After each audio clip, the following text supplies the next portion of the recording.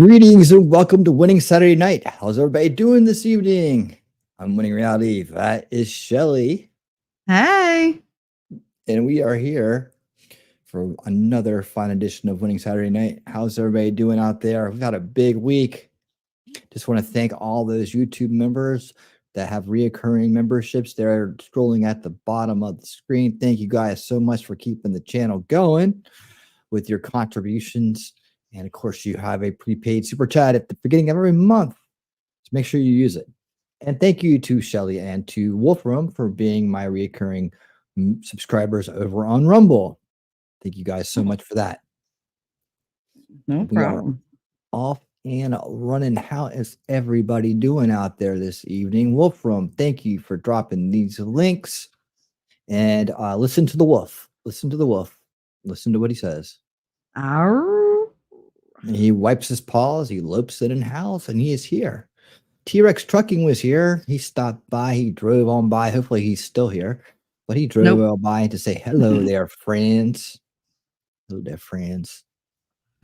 It's a derailment night. Oh, it's a derailment night. Mm-hmm. Yep. Busy, so busy. Sure is.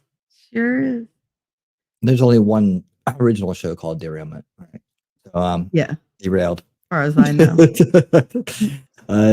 Hey, Evelyn Cox, how you doing? Welcome. Hey, Evelyn, what's up? Oh, so much. This has been the longest week. It really has. I'm ready for some cat videos and some cheerful music and everything because this week just kicked my butt, man. You realize that we put in more hours this week streaming together than pretty much if we had a full-time job outside of the what we do here. That's a lot. That's a big week. I enjoyed it though. Yeah, no, it was great, but I'm exhausted. Yeah, I enjoyed it. Wow. You were in your element though. I was in my elements. Dang it. You were. Well, the RNC was really exciting. I mean, it was. I didn't think I would enjoy something so much. Usually I guarantee I would not say that I would even get through like one night of that. And I did 4. It's like, Yeah, you know. Hey, Kylon, how you doing? Would you ever review any of Fadge's Nicholas Fuentes' stuff? Is that Nick Fuentes on your channel? Yeah. Twitch or Rumble? Is that the He's calling him a Fanuc. Oh, he is? Basically. Oh, is that another language there? Is that? I think that's what he's calling him with the Fadges Nicola. I mean, I would I would certainly debunk him. I don't know if that's the same guy I'm thinking of. I'll tell you what, he probably would be included in my upcoming show on the fake right, on the new fake right. You know, these people like Patriot Front, these people that are don't have a place anywhere, but they seem to think that they're on the right. People put them on the right, I guess, because of their how much government they're willing to they're saying they want. But we have to look out for these guys. So I don't know if he's in that category or not. I just know that he that's Nick Fuentes. He's not doing us any favors. So no, I don't know. He's really not. I think that he's kind of maybe working against the cause, but I don't know. I have to dig into it a little bit more. Nate the Welder, how's it going? Nate. Haven't seen you in a minute. How you been? I have about 30 or 40 minutes of free time. Hit the like. Thank you so much for being here, Nate the Welder. Oh, that's so sweet. Man, awesome. Thank you. It's good to see you. It's good to see you. Yeah, Kaiwan, I don't know. I'm sure if he does something, I'm sure he'll come up. I don't think he deserves any kind of special treatment or anything. Let's see. I've been watching Nick Flint's show on Rumble because of Caitlin. Caitlin Fletcher seems to be a little bit too conspiratorial. I've been trying out because Caitlin says this black. Yeah, you know, Let's see. I don't know. Do you trust the fact that Trump had? Yeah, I do. I do trust it. I do trust it. I don't. I get it. He started out as a never Trumper, but people come around, and we have to realize that people do come around. Talk about that all the time as far as people waking up out of the mind control of the first veil, the establishment narrative. I mean, it seems like the kind of guy that he's worked hard his whole life. And we'll see. You got to trust Trump. It's his pick. It's his call, and you got to give him a chance. So he's got a chance. We'll see what he does with it. I gave Pence a chance too. And he was quite mellow, kind of out of the way for 3.5 years, and then he at the last minute didn't do the right things. Or he did whatever served him. So we'll talk about it. Yeah, actually, I'll post how's it going. I was going to point that out. Is that the what I saw from the RNC is that very unified party, and I really feel like we've cleaned a lot of the rhinos out at this point. A lot of the rhinos and neocons. I feel like we've really taken the party's really been taken from what it used to be to a new place, and I did want to point that out. So thanks for bringing that up. Jacob Castro, how you doing, buddy? Good to see you. Castro and Cool Gamer. Hi. Where's Cool Gamer? There he is. Welcome, Cool Gamer. What happened to Cool Gamer 1? Do you still have that account, or is that did that happen to that one, or is this the same one but just with a new name? I'm not sure.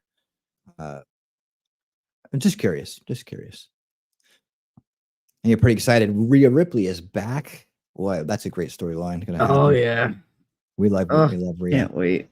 I do love Rhea Ripley. And now, see, that's the other one. If she was in front of Trump that day, I would have felt like he was better protected. Is Nick Clint? Are you saying that is that the same guy as Nick Fuentes, or is that somebody different? Let me know if it's somebody different or not. Yeah, because I'm getting confused with all the Nicks. Like, I know it's a popular name. There's a lot of Nicks being dropped. Can't get away. All right. I have kitty interference. Sorry. She's extremely needy. I love the pun. Yeah, yeah,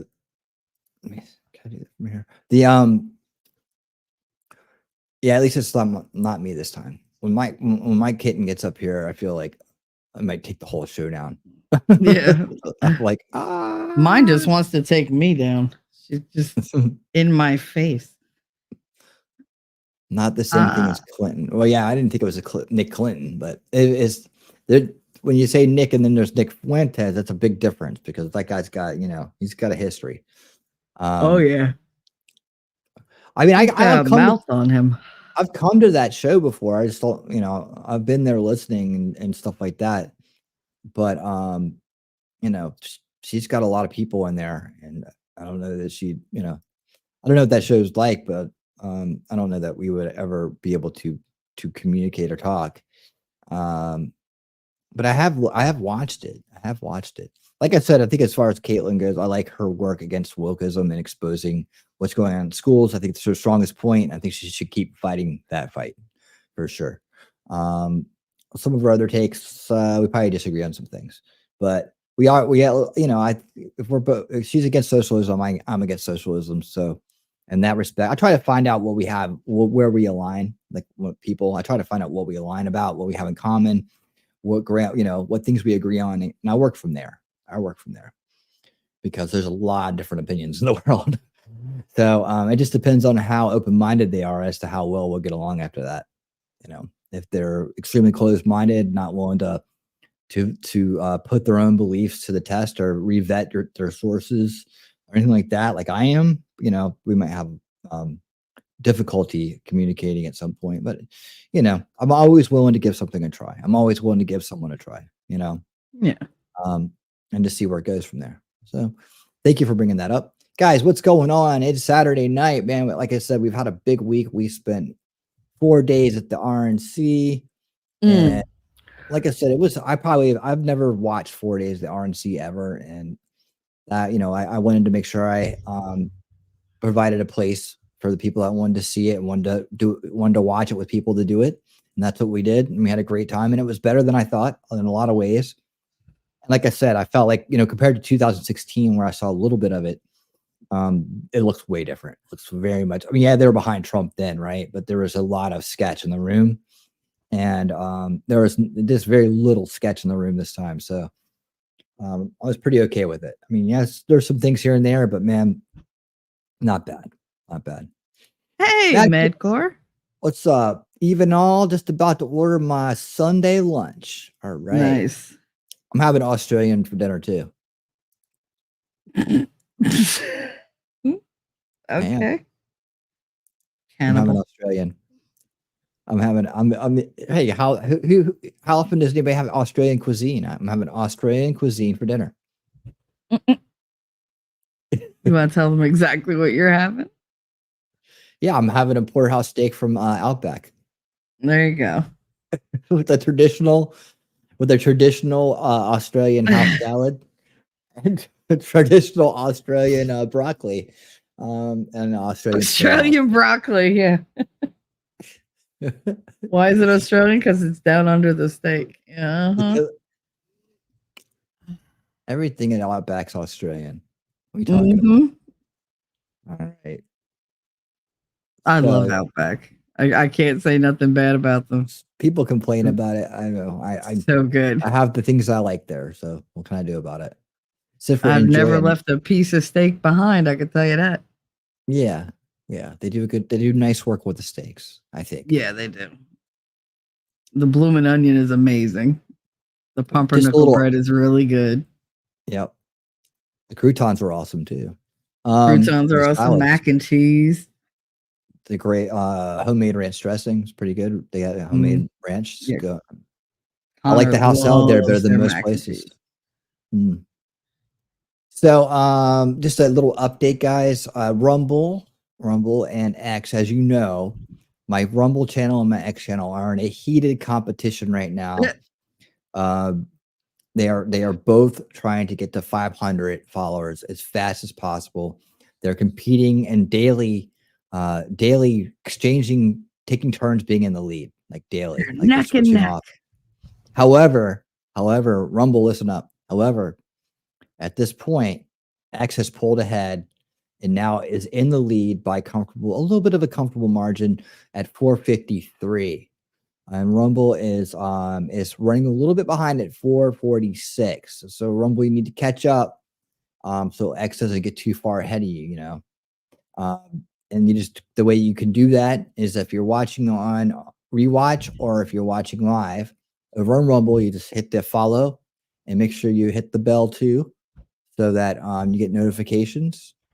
Check your subs, check your follows. Yep. Please. Awesome. And let me throw the links up to those platforms in the chat too. I mean, I think they're probably already there. Someone probably did it, but I'll do the ones for this exact stream. There it is. Okay. So there it is. I'll pin it, but it doesn't mean they're going to stay there because we're not switching. Usually if I pin it up there at the top and leave it, it means we're going to switch at some point. We're not going to switch. We don't switch on Saturday nights. There we go. Wolfram's over there just checking things out, making sure everything's cool over on the Rumble side. Jacob Casper's over there as well. Keep an eye on things. We have coming up tonight. After we get off our initial conversations here, we got good news of the week. It's actually good news of the last 2 weeks, and funny videos. And it's just a chill night for us all to hang out and have a good time. We've been all business this week. So, it's nice to kick off the shoes on a Saturday night, have a good old time. And that's what we do right here. But start off, we chill out, talk for a minute. I bring up a topic or two. I think the main topic was tonight I was going to talk about was unity. I saw good unity at the RNC. That's a great thing. I hope we need to take this momentum forward. And remember, we still have people that are now going to be looking at this place like, maybe it's not what I thought. A lot of things, a lot of disruptions in their belief systems happen from the debate to now. And like last weekend, we were supposed to do our this show, like when you come on for Winning Saturday Night, and we chill out and but we had the assassination attempt, so that turned into that.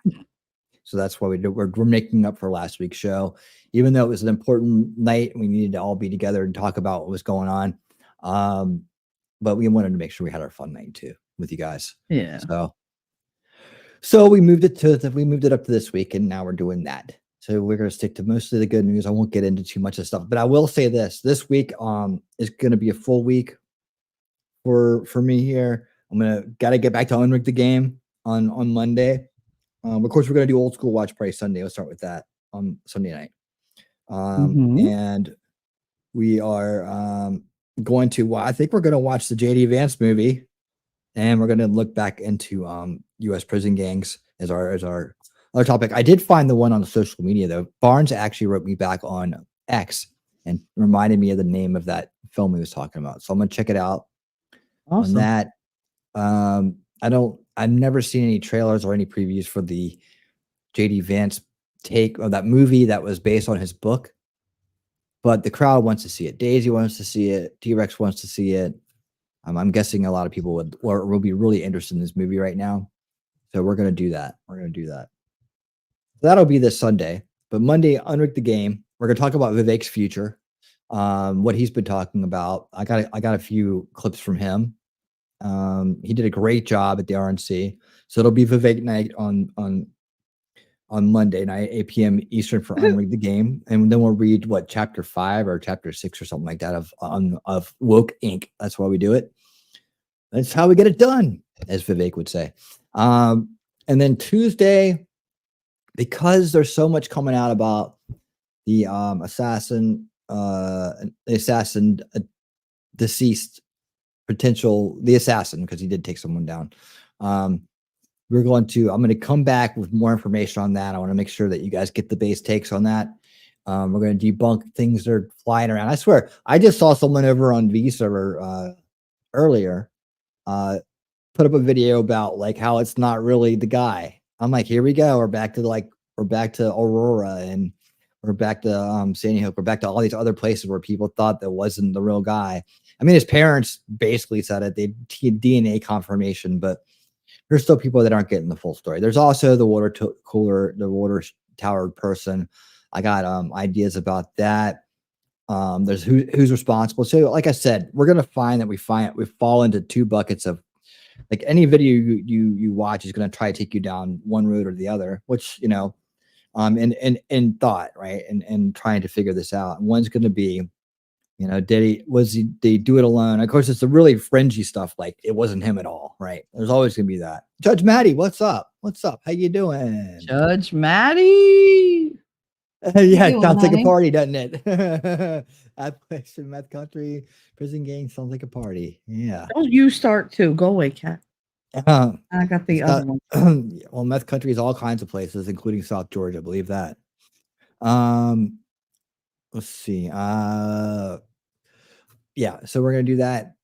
So Tuesday night, our winning 2024 edition, and I'll just update you on that. Unveiling reality. I want to get into I don't know. I'm trying to think of how to title it in my head as I'm trying to tell you guys about it. Yeah, vastly different. Thank you, Wolf. From vastly different angle, and they know where all the bullets came from now. By the way, that's also something that's been figured out. So I don't know that that's going to quell any conspiracy grifts that are going on or anything like that. Any sensational news. But they do know. Like I'll tell you what, somebody I think is doing a great job is Robert Gouveia Esquire. Is that his name? Robert Gouveia Esquire. Yeah, that guy. I like what he's doing. He's doing good. I'm looking at him for kind of piecing things together. I need to learn how to use my Miro board as well as he does, or I need to start. I know how to do it as well as he does. I just need to start doing it that well. That could be a good thing. He makes videos that way, and it makes me wonder, if I do, go all the way in here on this channel, I start making videos to go with the lives, which is what probably one of the missing elements are here. I would almost want to do something like that, just have it all worked out on a Miro board, and kind of go from place to place and connecting the dots, right? And so I like his approach. Another guy that's out there, he's pretty good. It's not perfect. Just he uses 2 phones to do it, but he stays on top of things. He's always grabbing the latest stuff. So his place is a great place just to go to grab the latest stuff. And you can go with his takes or not. I usually just use it for reference and then give my own take on it. So, and then, I consider what he's saying as well, but it's a good place, a repository. So I'll go through those kind of places as we look at deeper into it. But yeah, the bullets, we know that they came from 2 places, the assassin and from Secret Service, different Secret Service people. One person missed, right? They didn't talk about the miss, but there was a miss. So that's all it was. And all bullets accounted for. All bullets accounted for. Yeah, he really is. He really is. I'm impressed. I'm very impressed with his work. I am. Like to get to know the guy. He is very professional. Yeah, he does a great job, and he doesn't seem to be biased. He tries to call it like he sees it without like a whole bunch of his own opinion in there, from what I've seen. And that's just the facts, ma'am. Just the facts. Mm-hmm. And he breaks it down. He breaks everything down in a really good way. So facts. Mm-hmm. That's right. It's amazing the different people you find when you're not watching the old streams.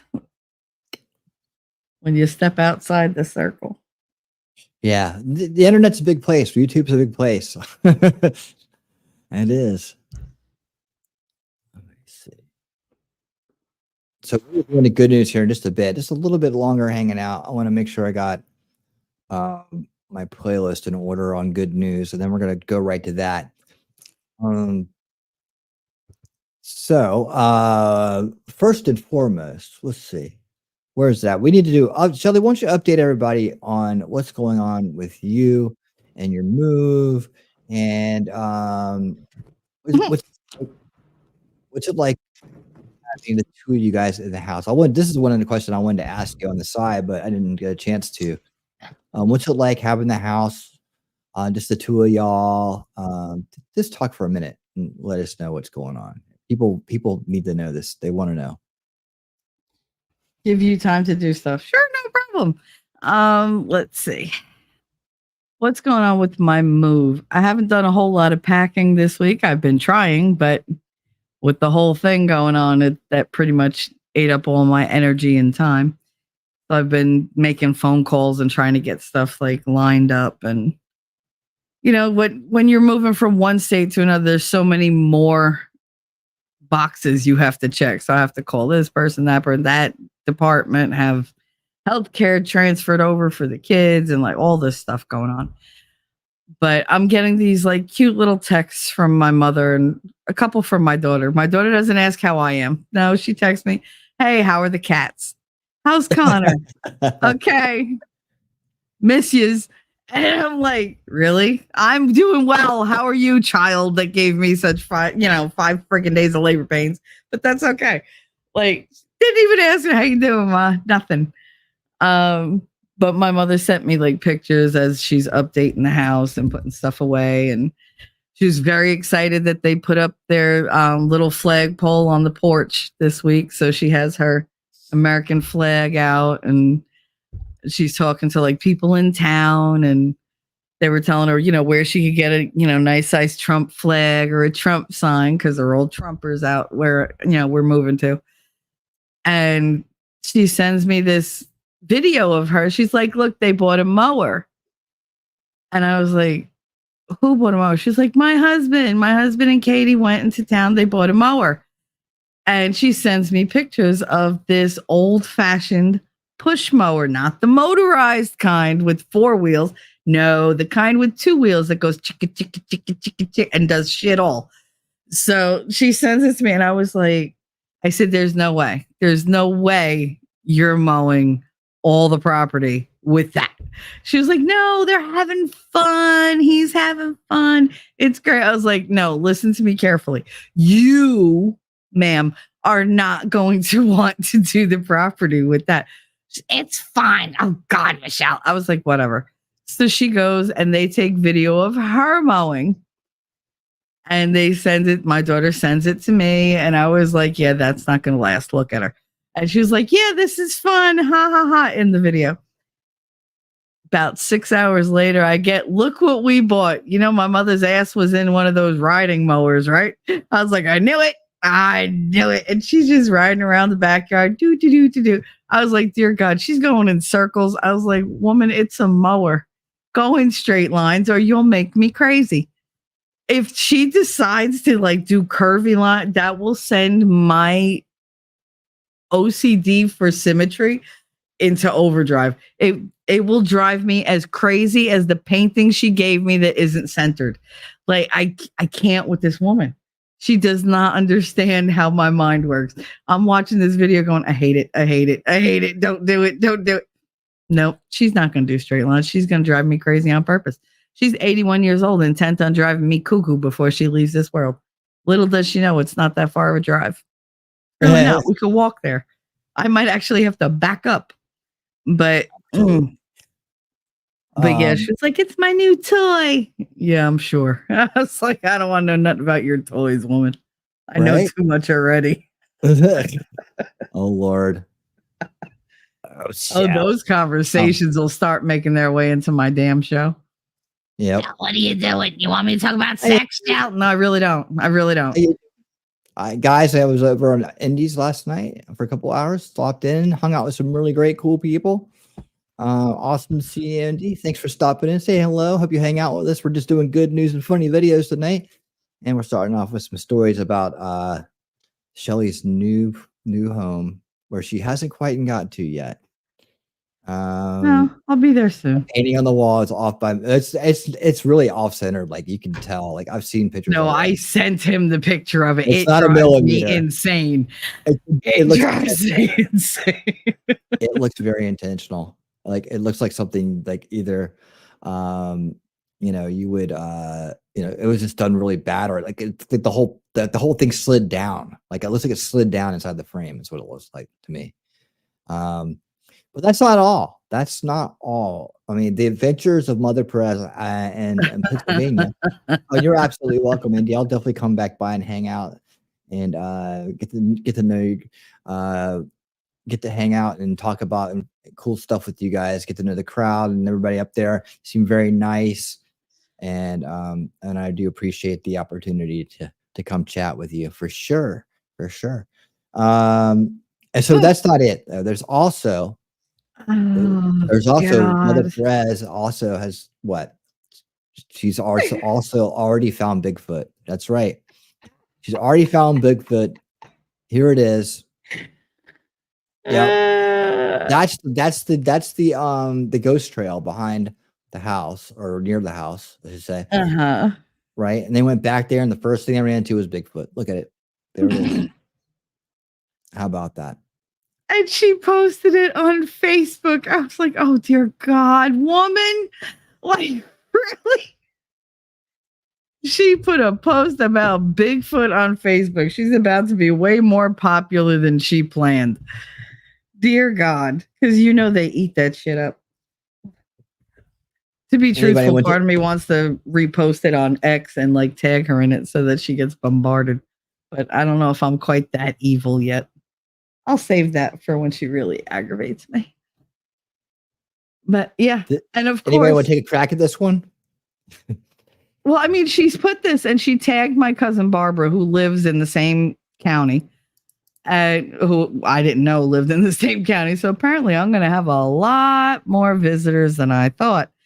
And Barb says, "Oh yeah, this is Bigfoot County. They put up statues of Bigfoot all around just randomly just to mess with people." I was like, you got to be kidding me. I was like, where are we moving to? Oh my God. Like here I had to worry about the Jersey Devil. There I got to worry about Bigfoot. Bafangul. That was a female Bigfoot. Yeah, that blew the guy out and then raped him. The Bigfoot that, she violated him. Violated him. That's right. I feel so dirty. I forget what he said. Oh my God. It was, that was hysterical. I I never laughed so hard as to watching those videos that he put out. So yeah, it had the fun has already begun out there in PA. See what she wrote. Scary as shit. Looks like Bigfoot. Mother, really? Really? Like, I feel like I lose IQ points just being related to her. I really do. It's terrible. It's terrible. And I can guarantee she ran back to my daughter and was like, oh my God, Kate, look what your grandfather found. And I know he's messing with her. There's no way he saw that. I know he's messing with her. And it's just like, and she falls for it every time. I mean, this is the man who dressed up in a monkey outfit and hid in the bushes when we went camping and jumped out when all the women were coming back from the bathroom with all the kids, and he got his ass handed to him because they beat the crap out of him. Like, you don't try to scare a bunch of big ass Puerto Rican women. Like, you just don't. Oh, and they did. They were on him. My mother hit him with a flashlight. She hit him with the thing that was in her hand from the showers, like the caddy. She just was wailing on him. Take the kids and run. I was like, stupid. Look at who it is. Like, I mean, I was 15 at the time, and I knew who it was. It was like, come on. Yeah, she falls for everything. Oh my God.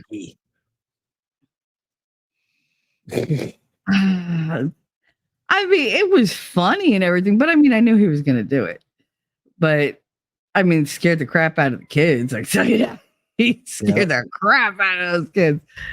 Not his own, but all the others. Because, you know, it was a whole big family thing. There was like over 100 of us there with the kids included. So it was, I think we took up 8 campsites. It was ridiculous how many people we had. Do that first. Listen to the wolf. Wolf. By the way, if you know who showed tonight, let me know. I just want to say something real quick, and then oh God, it'll be all good. No, you guys all know I have a twin brother, right? His name's Winning Surreality. He has his own channel. He does all the all the stuff for me here. He does all the videos and he does all that stuff. That's, you know, so yeah. Anyways, he may be making an appearance. It just depends on whether he needs to or not. He's a little let's say he's a little animated, little revved up about this recent trolling that's been going on.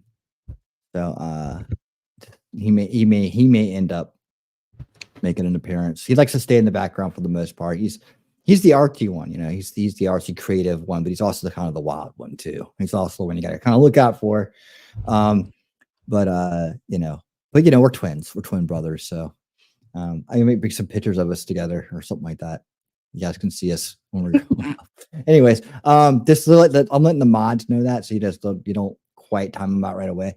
And if I happen to catch it, just let me know, and then I'll make an appointment for next week with them.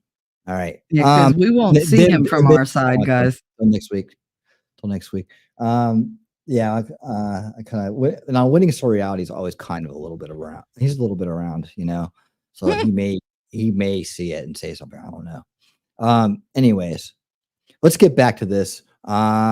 Strike up the band because it is time for the good news of the week. T-Rex, bring us in.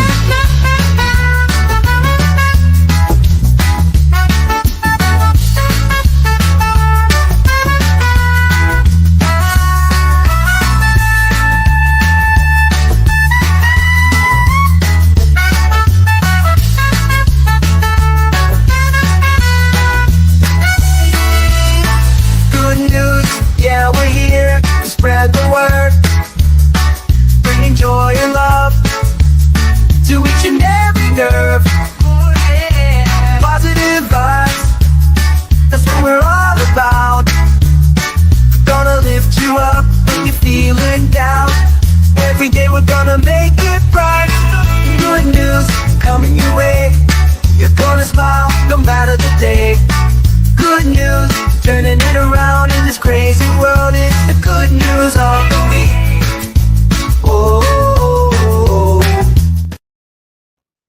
All right. Oh, Good news of the week, T-Rex with y'all. the boobies.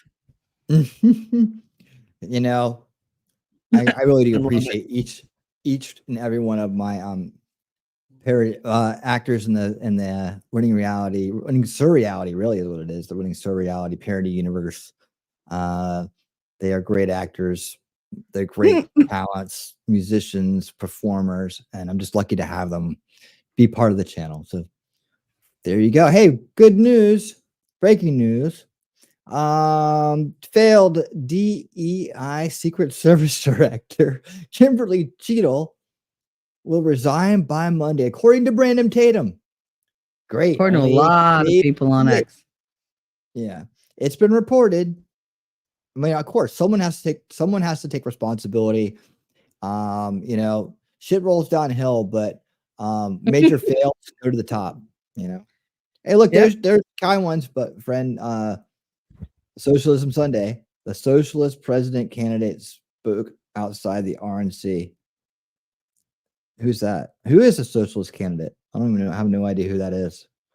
But you know, they'll get 20 votes, so who cares? Hey Kay, how you doing? Welcome. Hey, Kay. Welcome to Winning Saturday Night. But I don't see when you're an unoccupied, what is socialist there for your knowledge? I would really like to know. I'm looking for 2010 YouTube socialist contact for Caitlin channel. Oh, I'm not quite sure how to answer that. I really want to help, but I'm not sure how I can how to help here. If you're looking for, I've done a few different shows on socialism. I've drilled down to the bottom of a few of those rabbit holes. I haven't gone to the Fabian side of things yet. You know, I've always said socialism is Hi, Kay. a tool for corruption. It's a tool for undermining a constitutional republic, like this by its own nature. And there's always people that think that they're going to get something out of it, and they're always being used. That's usually the trap of the socialism. Now, in the model that the WEF, the UN have for us, if you really look, paying close attention to it, stakeholder, corrupt, crony capitalism, oligarchy at the top, and socialism on the path to, you know, long communism generations down the road is for the rest of us. So you own nothing and be happy and listen to what the government says as they control you from cradle to grave. Sounds like pretty Marxist reality to me, and that's one we don't want. That's a losing reality. We want a winning reality. I think we don't get it. We don't get the win in that scenario. So that's why we got to fight now. Is she resigning yet? 8 days. 8 days. I guess she has to clean out her desk or something. You know, I if I was her, I'd get the hell out of there too. Yep, my bad. I screwed up. We failed all over the place. So I have to resign. So I'm going to take my pension. I feel like if she doesn't, they have to fire her. Right. You know, there's just no way around it.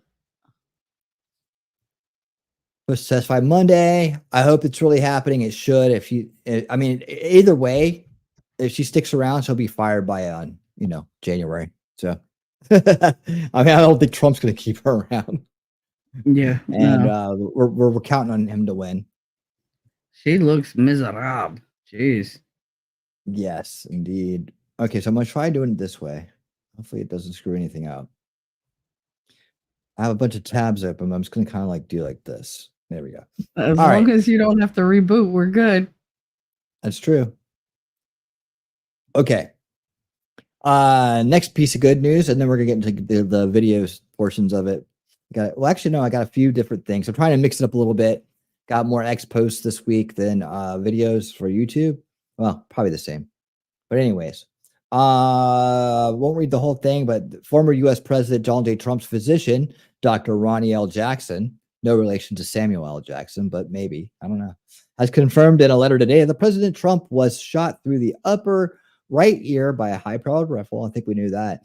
And that the injury to his ear was not caused by a piece of glass. I think we all knew that too. That's some, I tell you what, man. That should shut Joy Reid up, though, bitch. I mean, Yeah, and you see how like fast they are around there with the conspiracy theories and the swerves and conspiracy grifts, right? Mhm. Her own that's her own coping going on there. Maybe it was glass. Maybe we don't know yet. You know, Nothing's um, ever good enough for these people. they'll come up with all kinds of things. You know, I asked a person I knew just off the top that in real life what they thought of the incident, and they thought I thought it was staged at first. So we were like, "What?" My son and I were like, "What?" You know, so it's like that's kind of like a person that doesn't pay attention to things at all. Like it's just too focused on social life and other things. Mhm. And so that was their kind of weird take on it. When they kind of snickered about it, we both looked at them like, and they're like, oh, okay. Uh, um, but no, that was very real. It was very real. How lucky was he, right? I mean, geez, you see how close Yeah. he was, and just trying to get him, try to bring him back to reality about things. Because if they're swimming off of that thing, I thought it was staged. Oh wow, okay. But they might never know the details of what happened, right? And I think that person was already kind of gonna vote for him anyways, but I don't know. Um, she's always gone kind of go back and forth on things. Anyways, Yeah. but anyways, yeah. So I asked people that are normies like what they thought of it, like just to get kind of a consensus for yourself, or people that are like I said normies, but people that are out of the loop or not necessarily in the fight. Just the average person, kind of is just halfway paying attention. Ask them what they thought of it. I'm always kind of curious. I don't run into enough people like that, so I don't get to ask that question enough. But when I do, like I'll stop and ask and say, "Hey, did you see the miracle, man?" It's like because whether you think it's God, the universe, or whatever, or just luck, it's still a miracle. Mhm. You can still use the word the same way, and it was a miracle. But timing wise, everything was just, millimeters. And when it's that close, that's all you could call it. Yeah. I mean, there's always Um, going to be weirdo people who are like, no, no, no. But I mean, dude, like people call seeing Jesus on a tortilla a miracle. And this doesn't qualify as a miracle. The fact that only the hand of God turned his head and kept him safe from being nothing but a traumatic experience for all of us that would have seen it. Like, really? I don't get it. Like, how much do you need? That was literally the hand of God that saved that man. mhm. He got saved for a reason. It's So like, check this. no, no, it was just luck. You know what? You believe what you want to believe. You want to believe that men and women can be 9,000 other different genders. That shows me where you're at. By the way, before you go to bed, make sure you pray to the tooth fairy as well. Like, I can't. I can't with the whole, oh no. They believe in like these ludicrous things, but then things that actually feel and like they feel real, they feel true, they fill you with motivation and inspiration and faith. Those aren't real. Okay. Like you can't argue with stupid people. That's the problem. So sorry, I'm Well, I in a mean, weird kind of mood everybody's today. entitled to their opinion about things. That's fine, but like I said, you can no matter whether what your belief system is. I mean, you can use the word miracle. It's a miracle. It didn't, Hmm. it did. He moved at that time, and it was only that little bit. But here's some more details on the wound itself. Just so we know more about it. So we know most of this. The bullet passed through, coming less than a quarter of an inch from entering his head. There you go. That's the miracle, right? And Yep. struck the top of his right ear. The bullet track produced a 2 centimeter wide wound that extended down to the cartilage surface of the ear. There was Ugh. initially significant bleeding, followed by marked swelling in the entire upper ear. Yeah, he got the cauliflower ear. Looks like he's been fighting in Hmm. UFC. There you The go. swelling He has got the uh, mark. since resolved, and the wound is beginning to granulate and heal properly. Based on the highly vascular nature of the ear, there is still intermittent bleeding requiring a dressing to be put in Hmm. place. So there you go, all you like a-holes who say you didn't need the bandage. Um, Given the broad and blunt nature of the wound itself, no sutures were required. Wow. No features required. That's amazing. I figured for sure he'd have some stitches in there. The president was initially treated by the medical staff at Butler Memorial Hospital in Butler, Pennsylvania, who did an excellent job of evaluating him and treating his wound. I want to thank them for their outstanding care. They provided a thorough evaluation for additional injuries, including a CT of his head. Good. He will have further evaluations, including a comprehensive hearing exam as needed. He will follow up with his primary care physician as directed by the doctor that initially evaluated him. In summary, former soon-to-be President Trump is doing well, and he is recovering as expected from a gunshot wound sustained last Saturday afternoon. I'm extremely thankful his life was spared. It's an absolute miracle he wasn't killed. See? There you go. So yeah, and then we saw the one guy who prophesized. I don't prophesize. I don't. That's a strong word. The one guy who said he had a dream about this happening. He saw it. Well, I mean, dude, you got to pay attention. He definitely.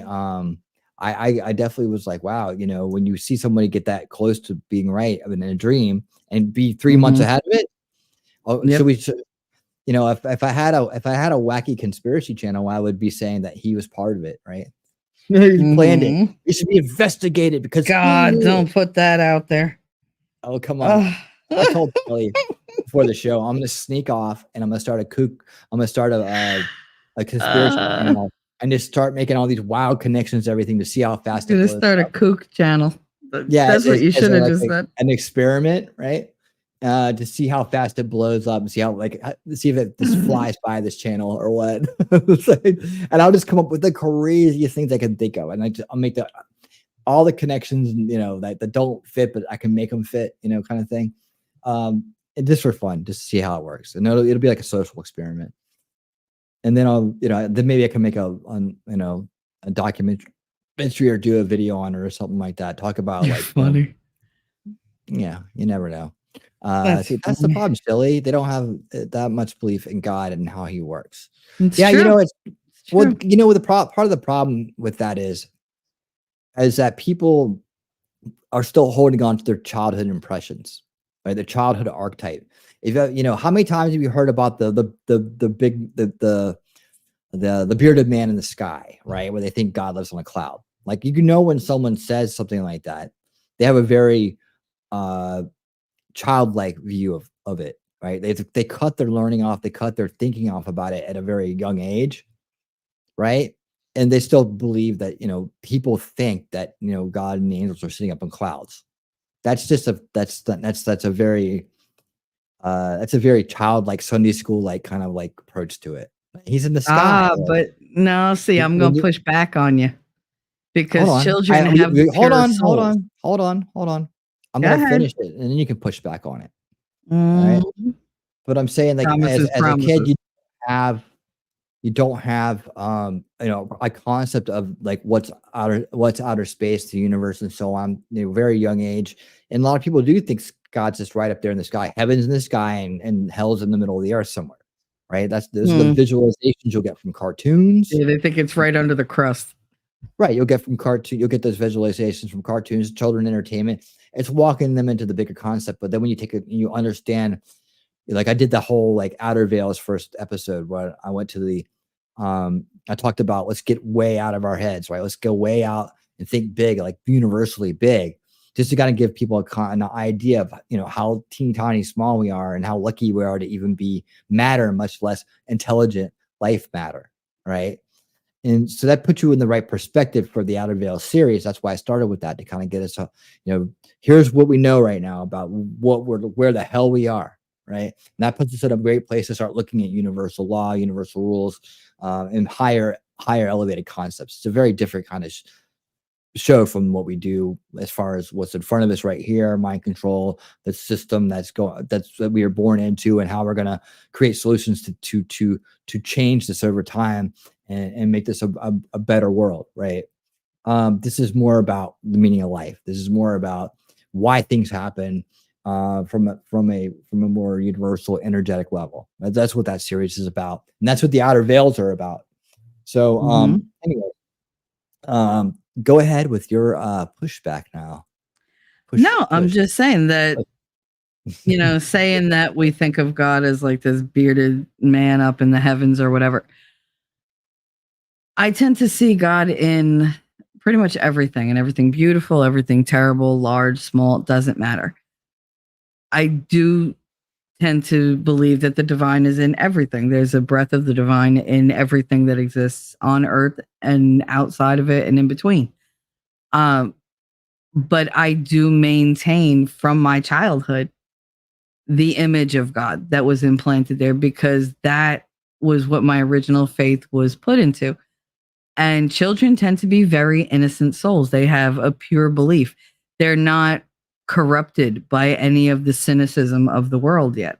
So if that's how they see God, as this grandfatherly, loving, comforting, protective image, then that's what they're going to keep with them most of their lives, most likely. As long as they're holding on to some semblance of that purity of faith that they had as children, they are most likely going to maintain that image in their head, whether they know that it's not guaranteed or not. That's a staple in their life that they keep as like a touchstone to always return to.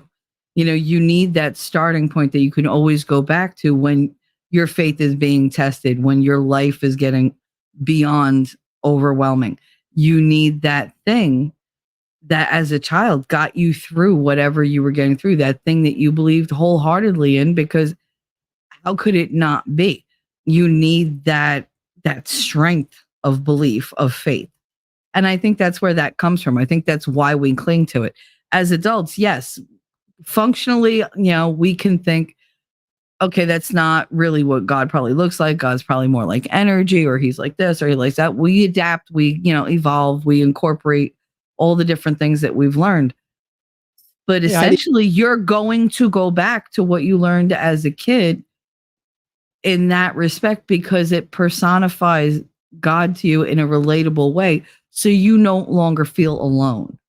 You don't want energy looking out for you. You want somebody wise and old and powerful, in his own right, who, endures through everything and is never changing, who reminds you of you, because we were made in God's image, whether it's what he actually looks like or what he imagined us to be. That's lost to the languages of time. But regardless, you want something that you can relate to, something that you can cling to, so that you have that familial bond. You have that bond with someone that maybe you've never been able to meet, like your ancestors. You have an attachment to your family history. Usually, some people don't. I don't get that, but my family is deep on ancestry. But you have that. I've never met them, but I still have that bond to them. I still have that respect for what they lived through and where they brought us. Because without them, I wouldn't be here. And it's kind of the same with God. Without him, I don't believe I would be here. So that image in my head that I have from my childhood, that's what I cling to. I don't necessarily believe it's going to be 100% true, but that's the tool I need to keep my faith alive, to keep it, ever present in my head, so that I have something I can turn to when I have nowhere else to look.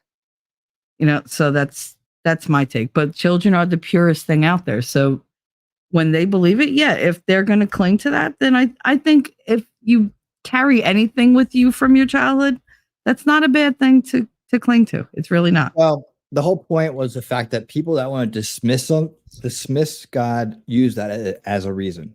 And the reason why people have that is because they're told we're made in his image, so people automatically think the outside. I tend to think that was the part that is misconstrued. But I probably am. I'm probably like in the minority on that one, right? Most people don't think about it though. I think that's where that was one of the big mistakes, is believing that we were physically made to look like God. I think that was a misconstrued thing, or it's been misinterpreted over time. To say in the image, well, we don't know what he looks like, so we also don't know, what we're going to look at after, on the inside, right? So maybe this has to do with the light aspect of things, because there's a lot of references to light. And as you know, there's light is a big deal in our universe. So I tend to think that it means something that we misinterpreted. And I think that a lot of people gather that big man in the sky turning all the wheels and knobs and looking out for everybody at one time and all that stuff. So they can make that seem very impossible because they give him a human form. And that's what makes it seem impossible to them, that there's something bigger than them out there. So like I said, I've always thought that was kind of a problem. And that's kind of caused an easy out for people in terms of recognizing that. But hey, you know what? We digress. We're in. Hi, Heidi. Hi, Murph. I think it is good news. I think that, whatever gets you closer to believe in something greater than yourself is a good thing. I think whatever brings you closer to the light, to being a better person, then whether it's 100% factual or not, that's neither here nor there. I think you need the push. So whatever tools you need to use, you use them. Heidi said, train a child in the way they should go, and they'll never depart. And they'll never depart us. Another verse that is easily misinterpreted as well. Oh, that's the train a child in the way they should go. That's the whole parenting thing from, oh God, who did that? Was that Solomon that put that forward? I can't remember. It might have been Solomon's teachings about how to raise a child. I haven't read it in a while, so I'm a little rusty. But yeah, they had a lot of different things that they wrote, and they got misinterpreted, or people read them and they interpret them however they choose to, however suits what they want to do. So if they have a certain agenda, they're going to find some verse and say, well, that's not really what it meant or whatever. And I'm up for that. I'm open to all of it. It's just my interpretation is always going to be my interpretation. Mm-hmm. I'm happy to listen to everybody else's, and I love to talk about it. It's just, I don't know how much it's going to change in my mind. And I think you all know what that's like when it comes to religion. It's so much different. Is it Proverbs? Okay. It's so much different than like politics or any other subject on the planet. Like, you have so much that's ingrained in you that it's very hard to change anybody's beliefs. But I love when people add to it. I love to discuss it. So, and in fact, I'm working on a channel where I could do just that. So that's to be announced later after the move. But yeah, no, talking about God is a huge thing for me. I love that. So, anytime you want to, Heidi, just bring it. I love it. I love it. But I do have to brush up because the Bible is a really big book, and I'm having memory issues, and I don't remember things the way I used to. So I have to relearn it all. Let's get back to it. Here is some other good news, guys. One of the best people, one of the best speakers and most energetic speakers at the RNC. Here's his walk up, almost like he's going out from the backstage through Gorilla to the ring. Check this out. The Real American. This is going to be a little bit of a zoo. Cool.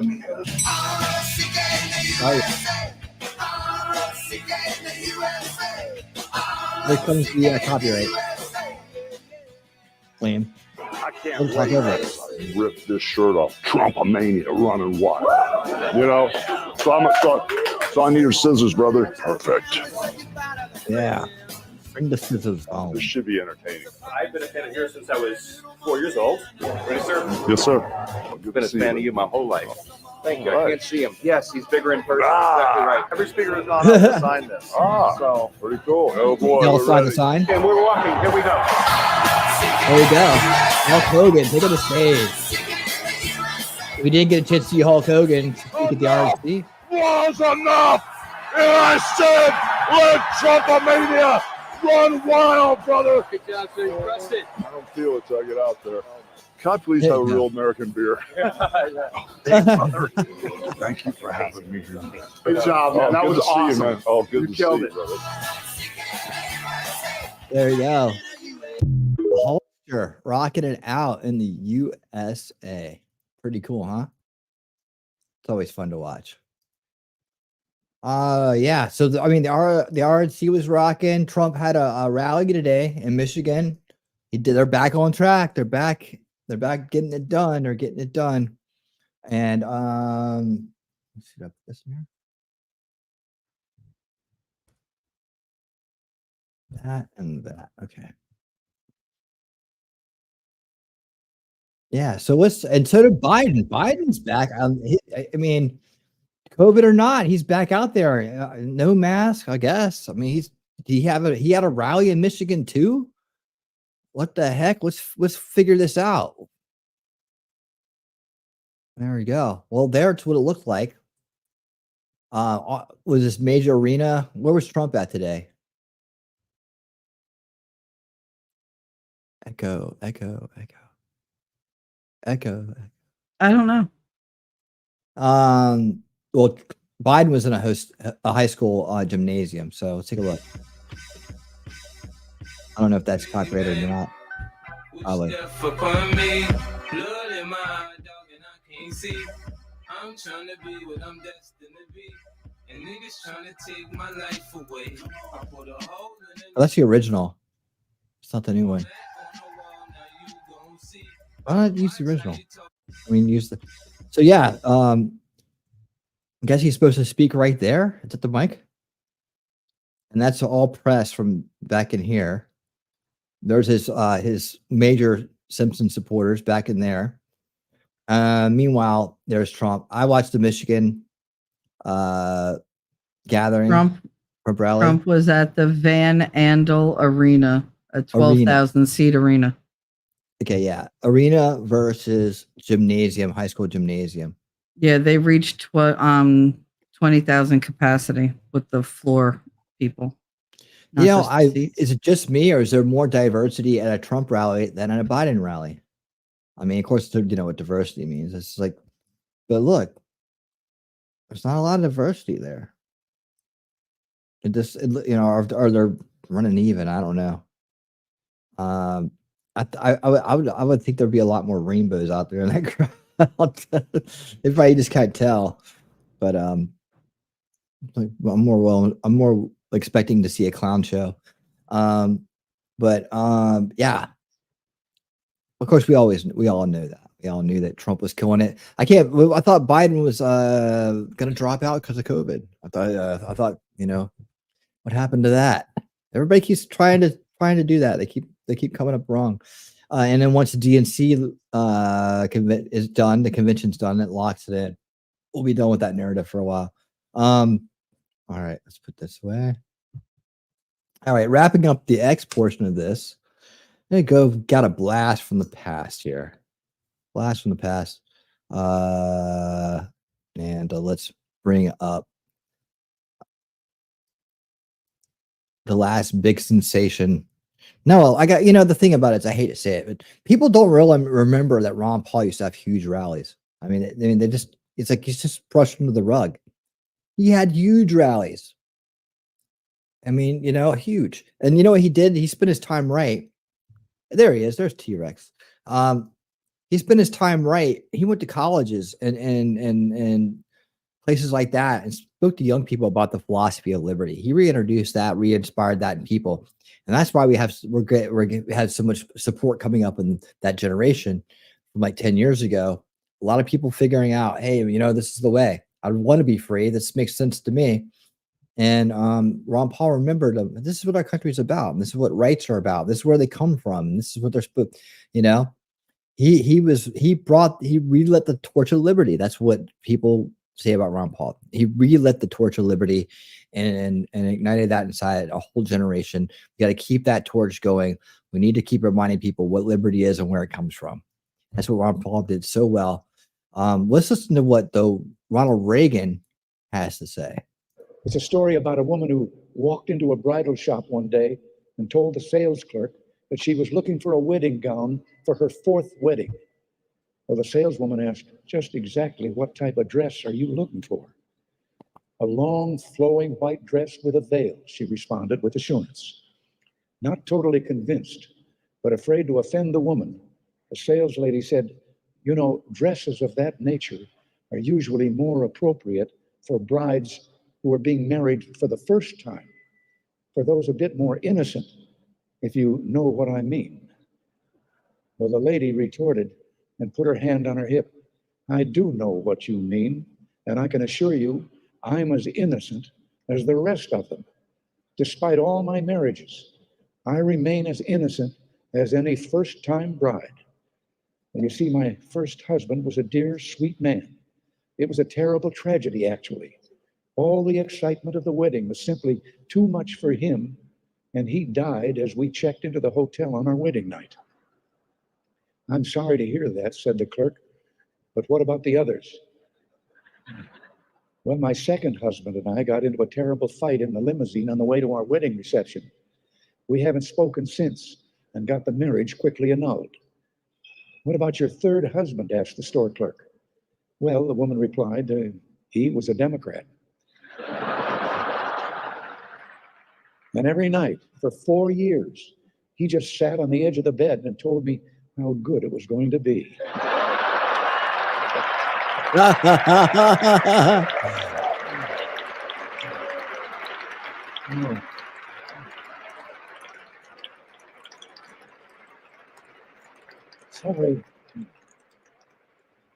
Sorry, I just couldn't resist telling that. Oh, that's classic.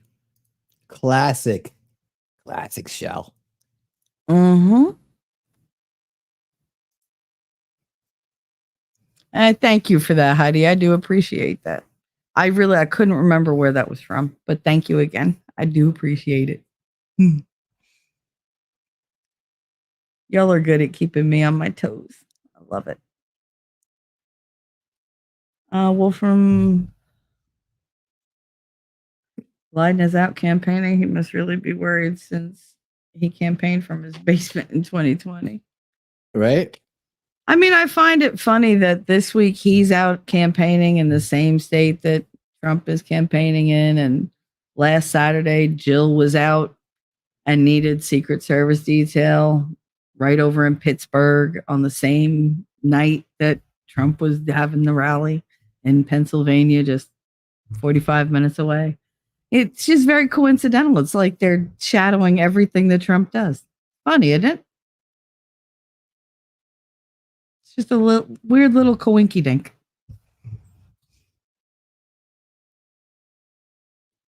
Let's try to see. Welcome back, T-Rex.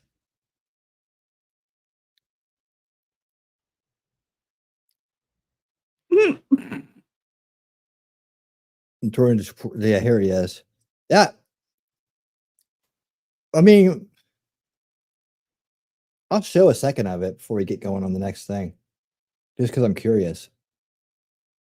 Let's take a look at this real quick for analysis purposes here. It actually took me a second to find it.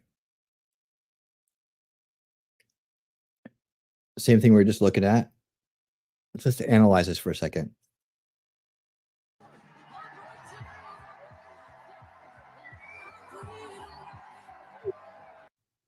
He just got COVID and now he's out doing this. I mean, well, I tell you what. Well, thank you. I love you back. Look. Weirdos. He just paid off her student loan. I'm not going home unless I get one sign. And that is Motown is Joetown, and it is.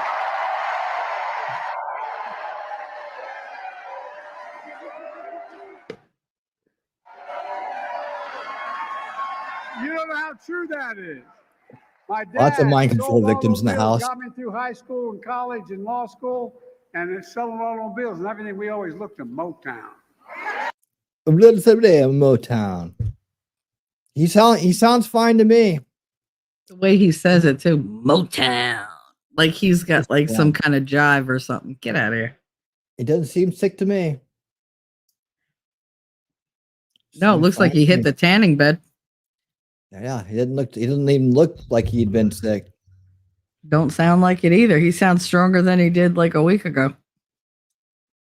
All right, so hey, look, a lot of a lot of people showed their asses when after the assassination attempt, Jack Black being one of them. Good news of the week. That I mean, that guy is it's just all gimmick, man. Yeah, he's got a kind of a voice, you know. It's all gimmick though. It's just all gimmick. It's over exaggeration of rock and roll. I've never liked his approach. It doesn't sound cool or fun or anything like that. I mean, as far as weirdness goes and being out, that's fine. I don't mind that stuff, but you know, it's just he you know, the whole rock and roll.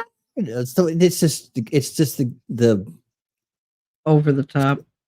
it's just a exaggeration or a mockery of it, you know, and just, he's made a career out of making a fool out of it, and I don't even think their songs are that good or playing is that good. So, you know, people may like him, but here's who he really is.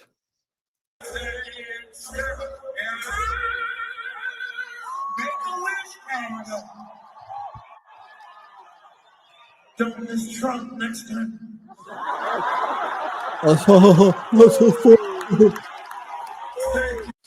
Jack Black just found out that the world's not social media and got a little bit of taste of the real world outside of his political Hollywood bubble. He just canceled all of his tours, maybe broke up Tenacious D. And Thanks, Wolfram. Conservative, right-leaning, anti-commie people going, oh, you know, we shouldn't be engaging in cancel culture. This isn't cancel culture. This isn't cancel culture, right? Again, cancel culture is when you fire somebody or silence somebody for stepping up against the regime. And it's an unequal application, by the way. Lefties are constantly making all of these, they say Donald Trump's worse than Hitler, right? No, none of these people get fired. Gina Carano says, you know what? I don't want to take an experimental injection. I don't want to be labeled with a badge saying I'm a filthy pureblood over here. They go, okay, you just made some sort of connection to Hitler. You're fired, right? See, she was fired because she is a threat to the political establishment. That's cancel culture. That's cancel culture. When you complain about experimental injections or cleanest elections of all time or the number of bathrooms, that's cancel culture. That shit's not fucking handed out equally on both sides. This dude was celebrating political violence after a dude who represents 80 plus million people was almost blown apart, lost his ear, got shot in the ear. And then Trump supporter was murdered. 2 other Trump supporters were shot. This guy went out on the stage and they're making fun of this. They're making light of this, right? These aren't the same thing. These aren't equivalent. This dude was promoting political violence. You can hold people accountable for promoting political violence. It's fine, right? This isn't us taking the low road. And by the way, because a lot of people are saying that, oh, look, you know, he knows he messed up. He doesn't know that he messed up. This is Jack Black today. I was blindsided by what was said on the show Sunday. I would never condone hate speech or encourage any political violence in any form, but you did. You guys were laughing about this. You were joking about it. And again, you want to make edgy jokes. You want to be funny. Listen, I make edgy jokes. He said, thank you. But there's ramifications to it, especially when you're completely dependent upon massive venues. After much reflection, I no longer feel it's appropriate to continue Tenacious D tour, and all future creative plans are on hold. I am grateful to the fans and support for their understanding. Listen, you don't go from joking and laughing and promoting political violence and the assassination of Donald Trump and the murder of Donald Trump supporters. You don't go from that and then 12 hours later go, oh, you know what? I messed up. No, these people. You know what? He's absolutely right.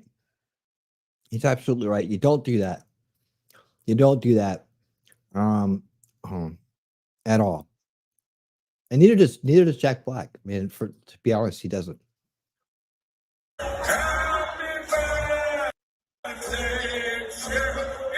God damn it.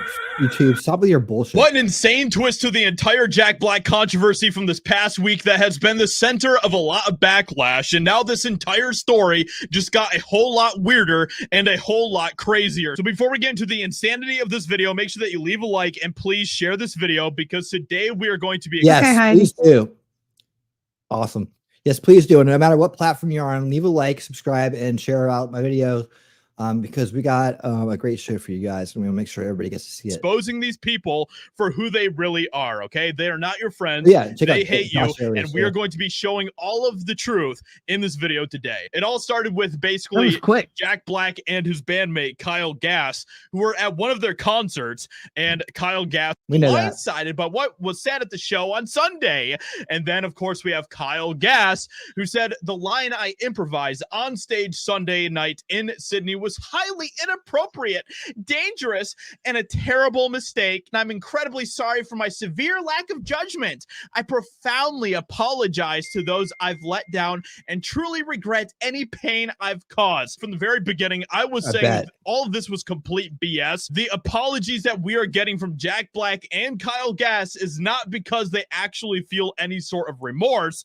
It was because basically they saw the insane amount of backlash that they were getting. Moment where Tenacious D's Kyle Gass deletes Trump apology Instagram post. Exact thing that I was saying over this past week, where I said they did not mean these I apologies. mean, he looks like Karl Marx. Maybe that's what it is. They both try to look like Karl Marx, like some commies, right? But I don't know. This You is know- my very favorite line in Gone with the Wind. You know that? What This is- these Kyle Gass? No, deletes what all apology? these guys do. It's you're like the thief who isn't the least bit sorry he's stolen, but he's terribly, terribly sorry he's going to jail. Yeah. That's what all of them are. Mhm. God. I'm not sorry I said it. I'm sorry that there was a consequence. Yeah. I'm sorry I Oh, got wow. caught. I'm really sorry that I got caught. Yeah, I got caught. We know a These lot are of people like who that were now, not spanked as children. I hate to say it. When they needed to be.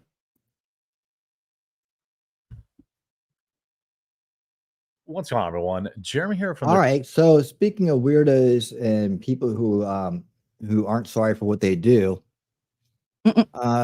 report here coming out about Disney. Disney hacked. This is just the last couple of days. Good news is we're going to find out all kinds of juicy stuff about what's going on behind the scenes, and it's going to confirm a lot of things that we believe already. So group claims to have troves of data. Company investigating. Let's listen. quartering, and although I am at No, the RNC quartering needs a little covering a Adderall. lot of politics Yeah. lately, there is some news going on in entertainment that I'm sure will definitely perform as good as all the rest of the news going on out there. But this is a pretty big deal. Disney has been hacked, and those that have taken their information claim to have a massive trove of data. Who knows what's going to be a part of this? You know, it's obviously they said future projects, all this kind of stuff, but who knows what kind of like DEI stuff they have, you know, all this kind of stuff. All their internal Slack channels have been, I guess, compromised. So all their internal conversations about, you know, their woke policies and woke plans and all this kind of stuff will likely soon be public. And I'm absolutely here for it. Now, before we get into that, just a super quick word from this video sponsor, Private Internet Access. Shout out to this video sponsor, Private Internet Access. Look, it's 2024. If you aren't using a VPN yet, you're completely missing out. And Private Internet Access is the one I use on all of my devices. If you've been following the news, you see that censorship, websites, apps are getting shut down in certain countries, all sorts of craziness. Well, a VPN helps you never have to worry about that. Private Internet Access also protects you from the prying eyes of hackers, internet service providers, and others that can view your personal data. Perhaps also just as importantly, Private Internet Access allows you to access region-restricted content from all over the world. Streaming services like Netflix, Amazon Prime, and more have different Why are we watching based his on where you're located, and some shows simply cannot be advertisement? accessed if you're not in the target location. Happens to me all the time. Many sports events also have regional blackouts. Well, VPNs can be a convenient way to make sure you're getting the content that you're paying for. Private Internet Access also allows you to, and I've linked content to have a trove of data. A company now investigating a hacktivist group called Null Bulge is claiming responsibility, which includes a trove of data apparently taken from internal Slack channels. The entertainment giant is apparently on the receiving end of a cybersecurity incident, with hackers claiming to possess more than a terabyte of data from the company. I don't know how much data that is. If it's text, it would be like 1 million novels. If it's one uncompressed wave, one compressed video, it could be like a 10-minute video. I mean, it's, you know, some, you know, it's an unedited raw file, 4K video that could be a terabyte too. So like, you know, it's difficult to say. Disney's of course investigating the matter. The hacktivist group Null Bulge is claiming responsibility. The group describes itself as a hacktivist group that protects artists, their rights, and ensuring fair compensation for their work. So a woke communist activist group. It seems like most hackers are left-wing ideologues or anarchists. I think that's probably makes sense. The leaked information includes a trove of internal communications from Disney, images, logins, studio information, ad campaigns, and other information, almost all appearing to be from the Salesforce-owned communications platform Slack. Certainly, Slack is going to have some legal issues to look Everybody into. uses I checked Slack. Disney stock this morning; it remained unchanged.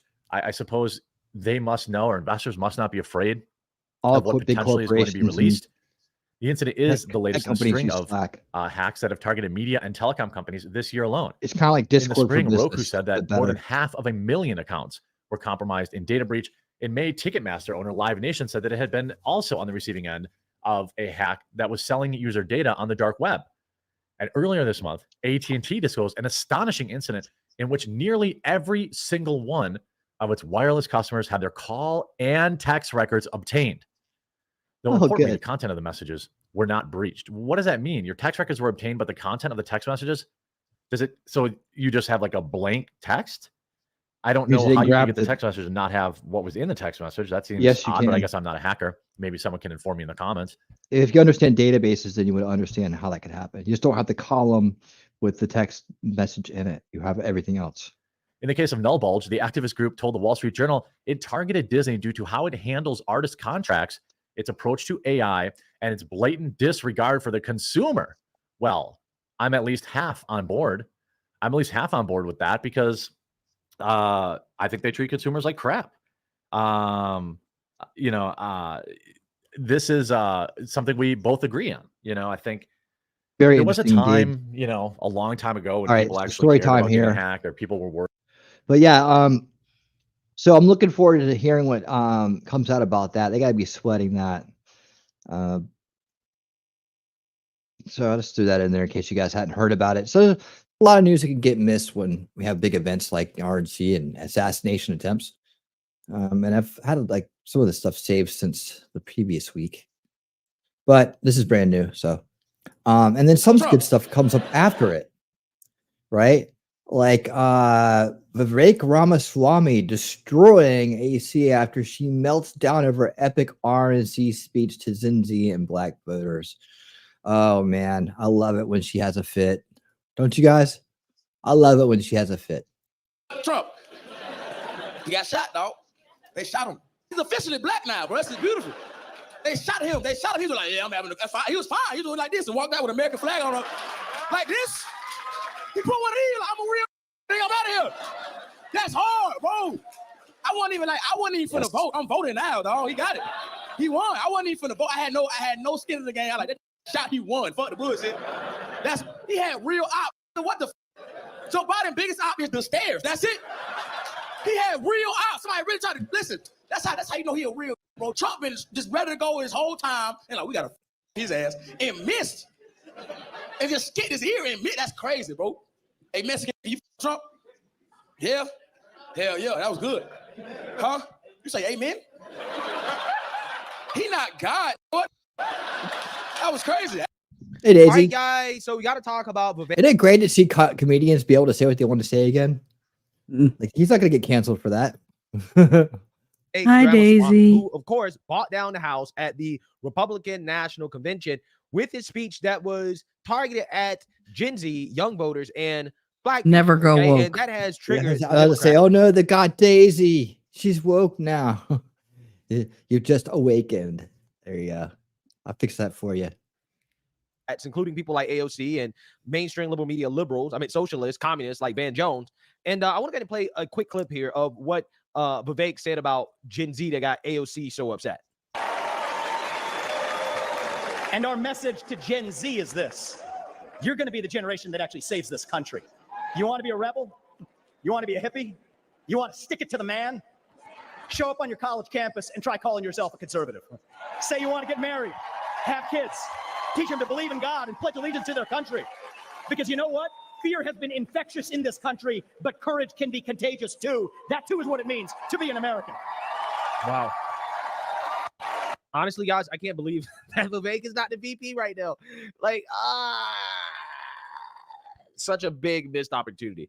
I mean, I haven't seen a guy who has the skills that Vivek has in regards to speaking. I haven't seen anything like this, okay, in my lifetime. And I just can't believe that again, he's not the VP candidate. But what he's saying here is actually on point, right? Nowadays, it is counterculture to be conservative because conservatism is not the status quo. The status quo is liberalism and progressivism, okay? Most of these young kids are overwhelmingly liberal and progressive. So, yeah, if you want to be counterculture, if you want to stick it to the man, then, yeah, call yourself a conservative on a college campus. You will get protested. You will get hated. You will be subject to violent threats. You may be subject to violence. I mean, we've seen the far left, essentially attack people on campus for a difference in political beliefs. Yeah, I mean, if you want to really be a rebel, then you would be a conservative as a young person. Yeah, yeah. You know, I'm thinking too. That's how Gen X parents and early millennial parents can actually take our own installed program kind of sense of rebellion, sense of stick it to the man, stand outside the establishment, because we were taught to rebel against the fundamentalist establishment, a fundamentalist person, right? The fundamentalist groups that were kind of like ruling the time, maybe even before us, right? And to stand up against that and authority and so on. But see, now the demoralized, the anti-Americans and all that, they're the establishment. We can this is what Vivek's saying, is that, now to be base, to be real, to be what true Americanism is the counterculture. And that you can take that sense of rebellion, instead of having them rebel against you, teach them to rebel against that. Like, I never was, truly rebelling against my parents, I don't believe. I mean, they did leave I guess a little bit, but not to the extreme, right? Not to the extreme of just trying to be everything they were. All right. So more concerned about, and loving my parents, more concerned about how the outside world was trying to hold me back and hold me down. What systems to fight me. I want the freedom to do this, freedom to do that. They're teaching you won't have that, right? Well, now we know it's all about culty stuff, right? Culty, group tribalism, cults, and basically turning over everything to government, and not to have kids, not to get married, toxic relationships, things like that. Rebel against those things. We could take what we have inside of us and help them not rebel against us, but rebel against what's out there right now, and be effective. So that's when I make that point. Okay. Hi, which again is something Rabbit. that AOC got triggered by. Rabbit. How you She doing, said, babe? in response to Vivek's message to Gen Z, quote, young people don't take Well, thanks for coming by. leaders who attack Good to see ya. LGBTQ plus rights, outlaw abortion, cozy up to gun Thank you, manufacturers, thank you, plus thank oil you. execs, and Mwah. support a, for president. If you want to be cool so badly, try giving a damn about other people beyond yourself. Might open a few doors. Okay, so AOC here is clearly We'll see. triggered. We got time, Heidi. Okay, we got she's time now. basically calling the GOP bigoted. I think it's not going right? to let Saying us that the down. leadership is bigoted because they attack LGBTQ rights. Now, again, I'm not entirely sure what right is she talking about here. Yeah, exactly. What right are they talking? Did they just throw that out there? They just always ask, what right are you talking about? Like, when someone brings that up, just make them own it. Like, to snap them out of the spell of just being caught up in rhetoric they don't understand. And then, of course, she talks about abortion and guns and all that other stuff, right? So Vivek responded twice, actually. I mean, he gave her smackdown twice. He says, here's a reality check, AOC. The GOP platform does not oppose gay marriage and does not support a federal abortion ban. Stop misleading your followers and admit the real reason you're freaking out is that we're picking off your voters. Have a real debate on the merits instead of lies. Give it a try. It will be good for your party and good for the country. Yeah. So what Vivek Good is for your basically saying is that soul. you're lying, right? I mean, she is lying. I mean, because at this point, yeah, the GOP is not really opposing gay marriage, and they don't really support a federal abortion ban. Okay, it is a state's issue. Okay, as it should remain a state's issue. But again, the writing's on the wall. Okay, because Gen Z is moving over to the Republican Party. Okay, to the side of conservatism, at least somewhat. Okay, not as much as I would like, but somewhat. And again, I think the primary reasons have less to do with social issues and more to do with economic issues, and the fact that Gen Z, just like everybody else, is struggling to make a living in the Biden economy. And I think economic reasons are probably some of the main reasons why you see the Gen Z vote be a lot more competitive this election cycle versus last election cycle. Gen Z is hopping on the Trump train. I'm at the RNC right now, where thousands of Republicans, including tons of Gen Z voters, are rallying to nominate Trump. It used to be common wisdom that the youth voted left and the middle and old age voted right. But now that trend appears to be reversing. The latest polls show that the Gen Z vote, which Biden won by about 20 points in 2020, is now in play. One poll even put Trump ahead of Biden by 8 points among 18 to 29-year-olds. These past few weeks, I spoke with several Zoomers who told me that they simply can't get by between gas prices and the rising cost of living. The swing is even apparent on TikTok, where many Gen Z voters flocked in late May after Trump's criminal conviction to proudly announce that they were voting for the felon. A few days later, Trump posted his first TikTok, a post that earned him more than 1 million followers overnight. Now, after Saturday's assassination attempt, Gen Z's biggest male icons, including boxer Jake Paul, YouTuber FaZe Banks, and Barstool Sports founder Dave Portnoy, rushed online to praise the former president's gangster response to the shooting. Biden was supposed to have Gen Z in the bag. This was the White House that once trotted out Olivia Rodrigo to encourage youths to get the COVID jab. His administration has reshaped Title IX law to protect students with alternative gender identities, forgiven $167 billion in student debt, and made combating climate change a priority. All moves that were expected to excite the youth vote. And yet, a recent poll shows the GOP now leading in support among those under 30. I'm Olivia Reingold at the RNC, and you can read my full piece on why America's Zoomers are turning MAGA at thefp.com. Yeah, so Vivek didn't just have a message for Gen Z. He also had a message for Black voters that got mainstream liberal media liberals like Van Jones triggered, okay? Enough to call Vivek Ramaswamy a demagogue. To those of you watching this at home tonight, I'd like to deliver a message This is epic, that the media dude. doesn't This want is you to epic. hear from the Republican Wait Party. till you see this. Our message to Black Americans is this. The media has tried to convince you for decades that Republicans don't care about your communities, but we do.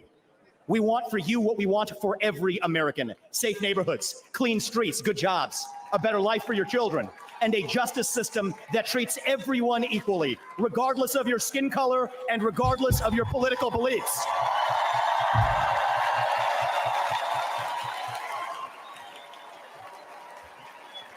Our message to every legal immigrant in this country is this: you're like my parents.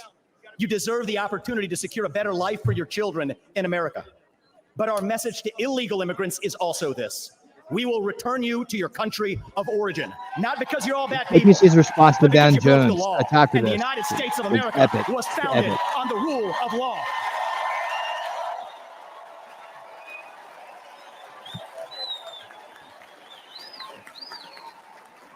Our message to millennials, speaking as one myself: yes, it's true.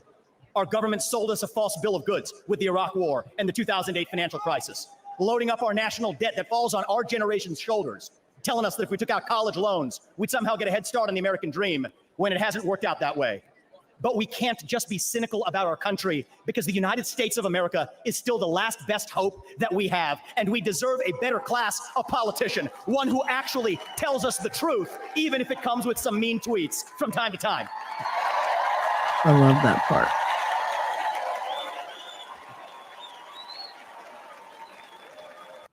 He's a demagogue. He's just a demagogue. He's good at it though. That whole vote Trump. Yeah, I was taking notes. That works. You know, if you're gonna try to get persuaded. I was not. But I mean, look, he's. I don't like the patronizing stuff about Black folks. They're trying hard to reach Black folks, and I just think they don't understand. We didn't miss the fact that the Republican Party, the party of Lincoln, a party that started as a radical anti-slavery party, became a safe haven for some white nationalists that have not been aggressively shown the door yet. We didn't miss that.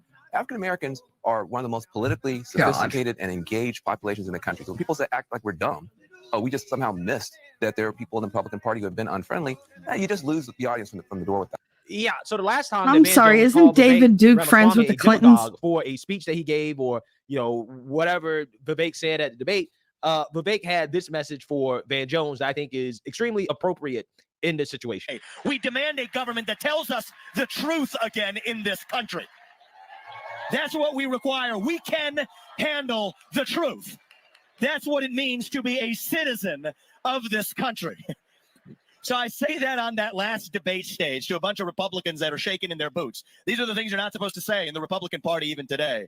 And then you get the mainstream media. You got this character Van Jones on CNN afterwards saying This is the rise of an American demagogue who's going to live 50 years longer than Trump. This is dangerous. I am shaking. That's what he says. Just shut the fuck up. At a certain point, just shut the fuck up. Van Jones at CNN. So good. We're done So with good. Yeah, so I think that is the best response to Van Jones, who is always boohoo whining, crying racism and bigotry and this and that. Sometimes he says some things that make sense, but most of the time, There this you is go, what he's Wolfram. doing. He essentially doesn't like Vivek because Vivek is an Indian guy. He's a so-called person of color who is pushing back against this narrative that black people are victims or that racism is so prevalent in this country to the point where it's holding you back. And black liberals can't stand that, right? There's one thing they really, really, really can't stand is a so-called person of color pushing back against the victimhood narrative while at the same time getting people on board with the conservative or Republican agenda, which is what's happening right now, right? That is what is happening. I mean, look at this clip right here of MSNBC in shock over a recent poll showing a massive drop in support for Joe Biden from black women. There was a poll out today, a poll of African-American women showing a 31-point drop in support from 2020 to 2024 in terms of plans to vote for President Biden. Yeah. So again, when you have polls coming out like that, you also have polls showing that Gen Z is a more competitive voter base. And when it comes to the GOP being able to get those voters on board, yeah, this is why you get these responses from these individuals like a Van Jones or AOC. It's because Democrats are losing the plot. The so-called diversity coalition, the victimhood coalition of the Democrat Party is falling apart. And they really don't like people like Vivek because Vivek can get to the heart of it and also deliver a message that is unifying and not divisive, right? He doesn't divide people by their race, skin color, sex, genitalia. No, he talks about nationalism, patriotism, and things that bring us all together, right? A common ideology that we should have as Americans. And that's why I think Vivek is such a powerful speaker. And I think that he's probably one of the most powerful assets in the Republican Party that I think really is vastly underused. And I would love to see Vivek have some prominent role in the GOP in the future. I honestly believe that this man can be president of the United States. I believe that one day he will be president of the United States. He should be president of the United States because I do believe that he is the one politician, and I say politician here loosely, but he's the one individual, the one guy that can definitely bring this country together if Trump can't do so, right? And we'll see what Trump's speech is like tonight. He's apparently going to try to unify the country. But, you know, moving forward, people like Vivek are definitely an invaluable asset to the party, and I definitely want to see more of him because I just think that his message is so good. And when you see Democrats get triggered by it, it really shows you how powerful he really is as a potential leader in this movement. So let me know what you guys think. Make sure you like, comment, and subscribe. Most importantly, share a Black conservative perspective. Peace. Yes, absolutely. Yeah, he definitely has first chair energy. Like I would have loved him for VP, but honestly, if I'm looking at it, the role of VP has to be muted next to the president. And he's got huge energy. He's got way too much energy to play second chair effectively. I think it would stymie him. It might even make him a little resentful to have to be held back as much. Trump is smart. He's good at spotting talent, putting people where they belong. You know, he's learned from his mistakes, I hope. And I think he has a more appropriate place for Vivek.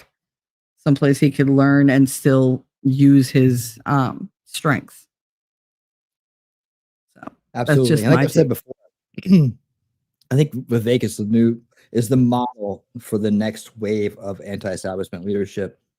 I think 2028 is going to be all about youth, and people are going to want to see a more youthful president. So I think everything's lining up pretty good for him in the future. And right now, of course, it needs to be Trump. It has to be Trump. But I don't think he's going anywhere. I think between now and then, you're going to see a lot of great things for him. Murph Turf, what's up? Murph would like to see Vivek be Homeland Security Secretary. That'd be a good role for him. Whatever works. You know what his goals are. He talks about it. He wants to rebuild the national identity. He really wants to bridge the gap. He really wants to work on root cause issues. And he knows that the biggest threat coming at us right now is what's coming out of the globalist organizations like WF, the UN. He's very aware of that. So as long as whatever he's doing, he's still got a place at the table as a trusted advisor and someone that can make a presentation to Trump as needed to at the appropriate times on appropriate topics, and he's already shown that he can do that with digital bank currencies.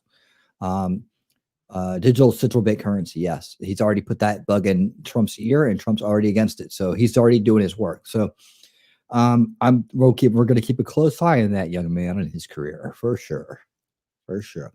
I mean, he could definitely wear a lot of hats.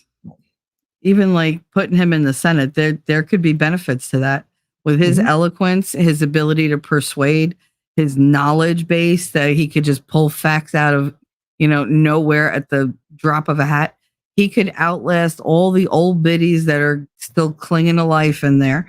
And he could maybe re-energize the younger parts of the Senate that are sitting on their ass because they're like, oh, there's nothing I can do. So he might be good there too. Mm-hmm. Absolutely. We'll see. Exciting times.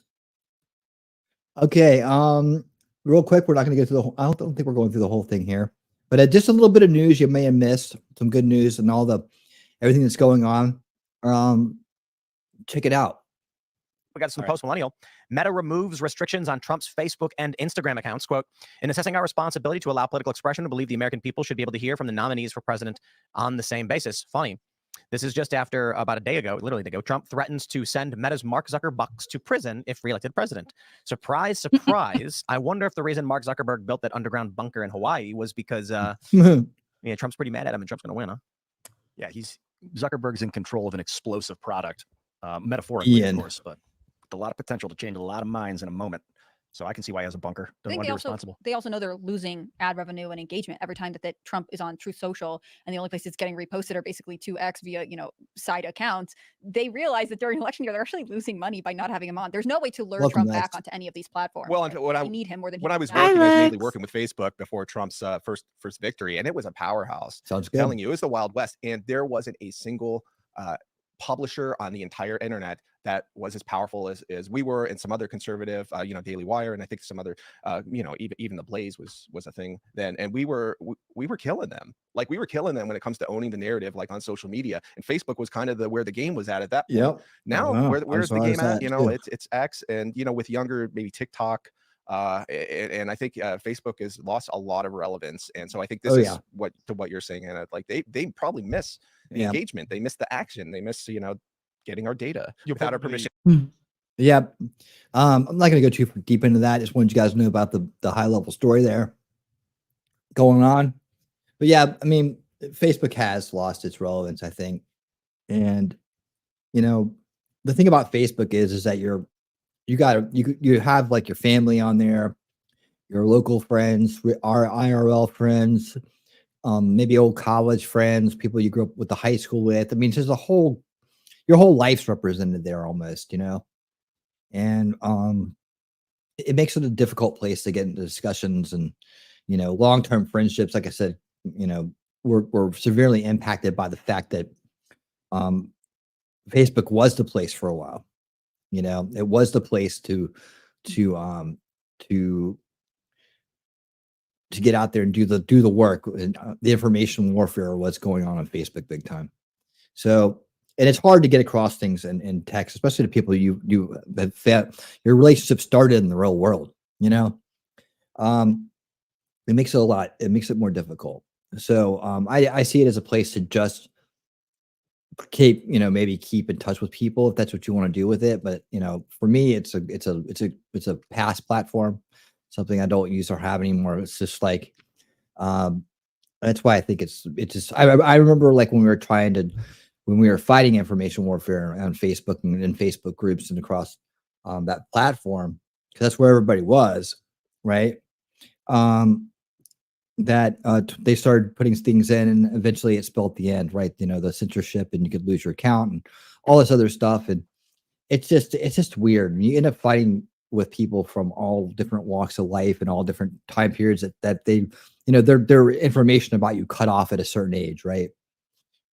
And so they're still thinking of you where you were when you were 18 versus where you're at when you're 40. Today's MySpace, right? Yeah. I was on both. So I was on both. I was on MySpace when it went to Facebook, and then eventually got out of both of them. So now that's all gone and behind us. But yeah, I think all social media like that is just asking for trouble. I don't think it's helpful. If you want to keep in touch with people, that's great. I use I could use a phone messaging to talk to people I want to talk to from the past. Just text message, same thing. I don't need people to give me thumbs up, because my kid had a birthday. Just don't. Here it is. All right, I don't need to show off my dinner. I don't need attention and validation. So if you don't need those things and you can keep in touch with people in a different way, it's probably pretty useless.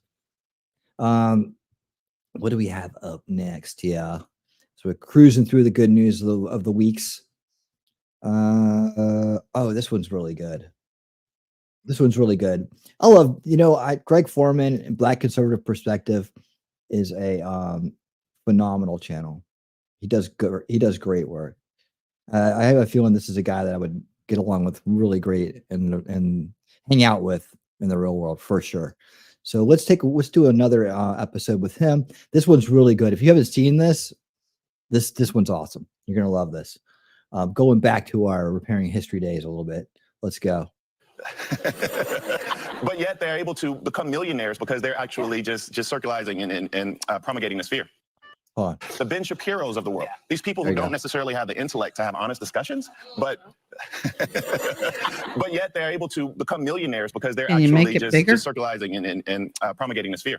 A few moments later. Particular issues. And unless you remove the statistical confounds, you end up with trying to blame vague, shadowy figures like implicit bias, which are innately, insanely difficult, if not impossible to measure.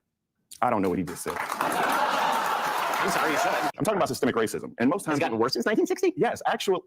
Systemic racism has gotten worse since Jim Crow. Yes. So you want me to give you a stat? Black home ownership today is less than it was pre-Fair Housing Act of 1968. But let me also talk about the fact that being the welfare state. Let me also tell you this. A lot of times when we talk about racism, we only talk about the fact when somebody calls you nigger. But very rarely do we talk about the systems of injustice and oppression we have in this country. Where I'm from, Denmark, South Carolina, you don't have clean water, right? I live in a food desert, or grew up in a food desert where you can't go a mile or two and have access to fresh fruits and vegetables. The schools are falling apart. The infrastructure is eroding. Bakari, is your life as a black man better or worse than it would have been if you had been born in 1920 in the United States? Well, all you have to do is ask my father, who literally was shot in the Orangeburg Massacre, right? Who helped found SNCC, who marched with Marion Barry and Stokely Carmichael and Martin Luther King, and the list goes on and on and on. And he will tell you today that he feels like this country is in 1954. And so if you want to talk about somebody... That doesn't mean it is. Well, you said he feels that way. That's ridiculous. It is. I don't think he's pretty politically biased. The ridiculous notion is for either one of you all to have the audacity to believe that you understand what the experience is to be. I have to object to that. But you just said I cannot talk about it because I am not part of a group. I am a sentient human being. All right, guys, so we got to talk about this amazing clip from Bill Maher's show in which Bakari Sellers is going to instantly get shut down when he tries to boohoo, whine, and cry racism. Okay, he's actually going to make a ridiculous claim about this country. He's basically claiming that it is worse to be a black person today than it was to be a black person during Jim Crow, right? This is the argument that this man is making. And Ben Shapiro and Bill Maher are basically going to gang up on this guy and shut him down instantly for making such a ridiculous claim. And of course, this guy is going to try to shield himself by saying, well, I'm black and you're not. Therefore, I know better than you do about the ridiculous statement that I'm saying. You must believe it. You must accept it because I'm black, right? And they're not going to go for that. And it really is a glorious moment. So without further ado, let's go ahead and get into it. And he will tell you today that he feels like this country's in 1954. And so if you want to talk about somebody... That doesn't mean it is. Well, you said he feels that way. That's ridiculous. It is. I think the ridiculous notion is for either one of you all to have the audacity to believe that you understand what the experience is to be. I have to object to that. But you just said I cannot talk about it because I am not part of a group. I am a sentient human being. You're right. There's two ways you cannot understand something. One is to be too far from it. We're too far from it. We can't see like you can. One is to be too close to something. And then sometimes you can't see it accurately either. Wow. That was amazing. That was glorious. Okay. This is why I get so frustrated with Bill Maher. Okay. Because on topics like this, he can be so damn based.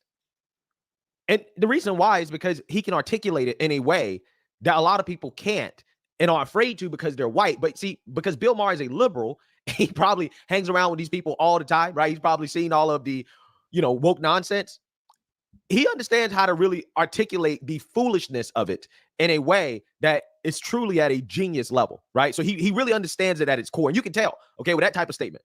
because he's essentially saying, yes, two things can be true at the same time. As a white person, yeah, I can't understand what it's like to be black, but also as a black person who is crime victimhood, who basically is seeing himself as a victim, maybe you can be too close to it as well, right? You're so close to it that maybe you're not looking at it objectively either. And that's a great point. That's a great point, because I can tell you as a black person, that does happen. It definitely happens in the sense that it's really all about your mentality. How you think about the world is kind of how you see it. If you see yourself as a victim, if you say, oh, well, I'm being discriminated against and everything is so hard, it's tougher than Jim Crow out here today, which, by the way, the race hustlers who are upset with Byron Donald should be upset with Bakari Sellers for essentially comparing the great lives that black people are living today relative to how black people were living to Jim Crow. Saying that it is like that, I think, is disrespectful to our ancestors.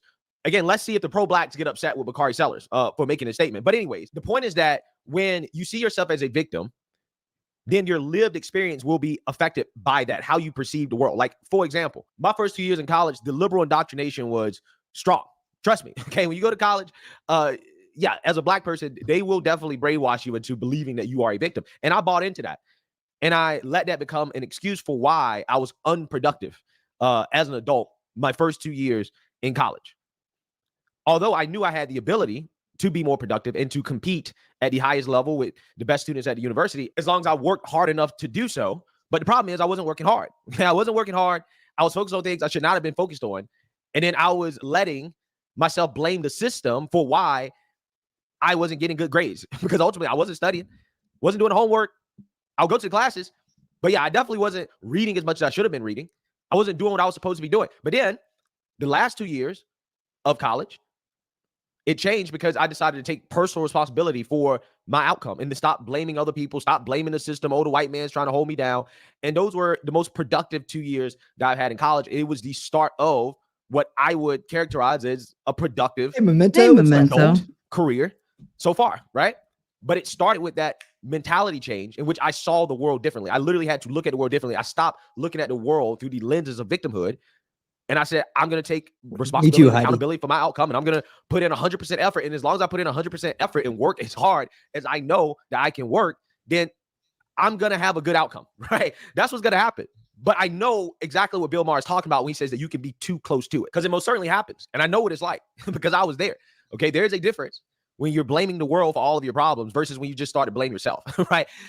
You get a different outcome, okay? You maximize your potential when you stop blaming racism for everything. You stop looking at everything as a microaggression, and this person don't like me because he didn't say good morning to me, so therefore he might be a racist and all Right? this. Like, once you stop doing that. Yeah, and you start seeing things too, like, oh, they saw me get out of the car and they started looking at me different. I used to know a guy that thought just like that, and he completely sabotaged his own life and still is with that attitude, with that false belief system, that false narrative. His eyes have been trained to see things that aren't there. And he thought everybody was judging him about everything. And Hi, Sheriff. But if someone was there to help him out, that was maybe that color, he'd gladly take that money. Anyways, what dude? You talking about me? Talking about me, bud? Who you talking about? Talking about Greg Foreman? Bill Maher. Oh, Bill Maher. You should just rewind and see what he had to just say. I mean, we're not promoting Bill Maher by any means here, but no, he does have some good points once in a while. Is that he can come across. That's what's frustrating about him, is he can come across really good on some points and then really bad on others. But this was one of his good ones. How you doing, bud? But anyways, yeah. In fact, Greg Foreman down here, Black Conservative Perspective, has a T-shirt that he sells. And it's really awesome. I think it's basically his philosophy. No one cares. Work harder. That's what it says on the shirt. I love that. I wanted to buy that for my kid. There you go. There's your shirt. Put it on. Look at it every day. That's a very Gen X statement. Even though we're lazy as could be, that's a very Gen X statement. Nobody cares. Just go to work. Nobody cares. But nobody cares. Work harder. But I didn't get nobody cares. The world keeps turning. Keep going. Yep. I mean, it's true though. I mean, your parents will listen to you. Your friends will care about your feelings, but no one's going to fix it for you just because you think that the world's against you. You got to you just got to work hard. And you just take a step back, right? You don't get too close. then you can actually really see the world objectively, and you're going to have a better outcome, right? So that's just my perspective on that. But Bill Maher, again, I most certainly understand where he's coming from. I'm not too close to something. I am that. I know. So, but what I am saying though is for you to discount my father's experience and say I'm not discounting it, and to say it was silly. I'm not. Well, I mean, it's delusional, right? And it is silly, right? It is silly to make the statement that your father, just because he says that today it's just like Jim Crow in 1953, that does not mean that that is true. Even if he lived through it, he experienced it. His experience, while valid to him, okay, it's just his experience. Because I guarantee you, you can ask a ton of other black people about this who lived through Jim Crow and are alive today, and they'll probably tell you, hey, Jim Crow definitely was worse than how it is today. I'm sure there's some people who have various opinions on that. But I think generally speaking, most people can agree that just your general quality of life, right? Just in general, your quality of life as a black person is better off today than it was back then. Now, again, that's not to say that there weren't some things, culturally speaking, that may have been better back then. But the pro-black woke revolutionaries told us that we're never supposed to talk about these things. In fact, you're never supposed to compare today to Jim Crow as if what black people are going through today can compare to Jim Crow, because Jim Crow was just so terrible for black folks. It was the worst thing ever. But yet you have Bakari Sellers, who is a CNN commentator. Okay, this guy is on CNN, works for CNN. He is essentially trying to compare his plight as a black man who's on national television to give political opinions that are wrong most of the time. Him getting paid probably at the very least a few $100,000, if not maybe $1 million a year to do this. His life, his experience. Yeah, to indoctrinate people, to mislead people, to keep people boxed into a false, like very narrow point of view. Yeah, and keep people in fear. To race bait, to keep racism alive. Yeah, he's getting paid good for that. Yeah, you know. I think he's better off. And you know, they don't like Jim Crow, but they sure do want Crow Jim. You know, they want the opposite. They want to have the new segregation, right? Yeah. They just call them safe spaces, or they call them whatever. They call them everybody but whitey, right? Everybody but whitey, and that's the newest. They let's call it Crow Jim or whatever. Let's just reverse it. But that's what he likes. He likes all that stuff, so he's okay with that. But he wants to live in the past and say that you know, that stuff is still haunting, and he's still experiencing pain from it, even though he wasn't alive then. You know, his dad, who was an activist and maybe a communist, who knows? We don't know what his dad's like. We just know what he says about him. You know, he thinks it's worse. But what? You know, why? You know, we don't get into the details about that because he's going to use it as a straw man. Because that's what he's doing right now. That's what he's been trained to do, to speak, to try to win the argument and not find the truth, not live in the truth, right? He doesn't know that's better than to have the truth and know the truth and live in truth than to think that you're right. You know, to try to prove that you're right when you're not. You know, it's just he doesn't understand that. Today, wait a minute. And the way to knock down that one straw man argument that he's making is, let's bring up some factual comparisons. Right now, what they're bitching about is if say a black woman goes for a job and gets passed over for somebody who's slightly more qualified, she can say, oh, well, you didn't hire me because I'm black, whatever. The difference is in 1952, number one, she would have no voice whatsoever to say anything about being, you know, passed over for the position. But she would also most likely, and I hate to put it in these terms, in most of the country would have been beaten severely for having the audacity to apply. She would never have gotten her toe in the door unless she was part of like the maintenance crew. That is not me being racist. That is 1952 in America. So for them to make that comparison is ludicrous. It is absolutely ludicrous. Every single thing they did, they took their lives into, you know, their lives were in jeopardy because it was mob rules. There was a certain mentality in 1952 that is not acceptable anymore. And they refuse to see that. They want to keep making that argument. Yep. Well, yeah, that too. There also, back in those days, college degrees were rare, but yet they were the gold standard. Now everybody's going to college. Everybody's got degrees. There's so many changes. I mean, it's the problem with living in the past. right? And they're trying to live in the past to further an agenda that's based off of racism, present day racism derived from the past. They want it to keep on going on. It's part of the division agenda, right? It's part of that's the whole thing. Where, like I said, we're kind of a throwback here to repairing history, in a sense that we're trying to solve for division here. And this is a person that doesn't want to solve for division. They want to create more. Black man is the same as it would have been during 1954. Here we go. If not worse, right? Again, how is this not disrespectful, right? How is that not disrespectful to what all those people, our ancestors, went through back then? I think that's totally disrespectful because, in my opinion, this guy is belittling, if not outright dismissing, the plight of our ancestors by comparing his experience today to their experience. Because, again, out of the same side of their mouth, they'll tell you that Jim Crow was the worst thing ever. So, again, if Jim Crow was the worst thing ever, slavery was the worst thing ever, then, again, I'm trying to figure out, how is your life as a CNN commentator the same as theirs in regards to the overall quality of life? I don't understand it. I don't get it. But again, this is how victimhood warps your worldview, right? You become delusional, right? This is delusion, okay? That's what it is. Oh, well, he was shot. No, were you shot? No, but he's still alive. Like, he's right here. Like, right, but the idea that if I were to say to you, as a Jew, that the experience of Jews in the United States today is worse than the experience of Jews in Europe in 1939, I would not be stating accurately. Correct. It's not true. That's and it's also not true to say that the experience of black people in America in 2024 is worse on a general level than the experience of black men in 1954 in Alabama. That's just crazy. Yeah, it is. It is. But again, to further clarify and kind of prove Bill Maher's point, like somebody like Ben Shapiro, Thank you, honey. he gets a lot of backlash for seeming to have dual loyalty to the United States of America and Israel, okay, which apparently is an anti-Semitic thing to say, right? Even when somebody kind of makes it clear that, yeah, I'm, very pro-Israel and pro-United States, but more so pro-Israel, right? Like Ben Shapiro. Again, the argument can be made that maybe he's too close, right, to his identity, okay, or his worldview, okay, and how he perceives Jewish people generally, okay, in history.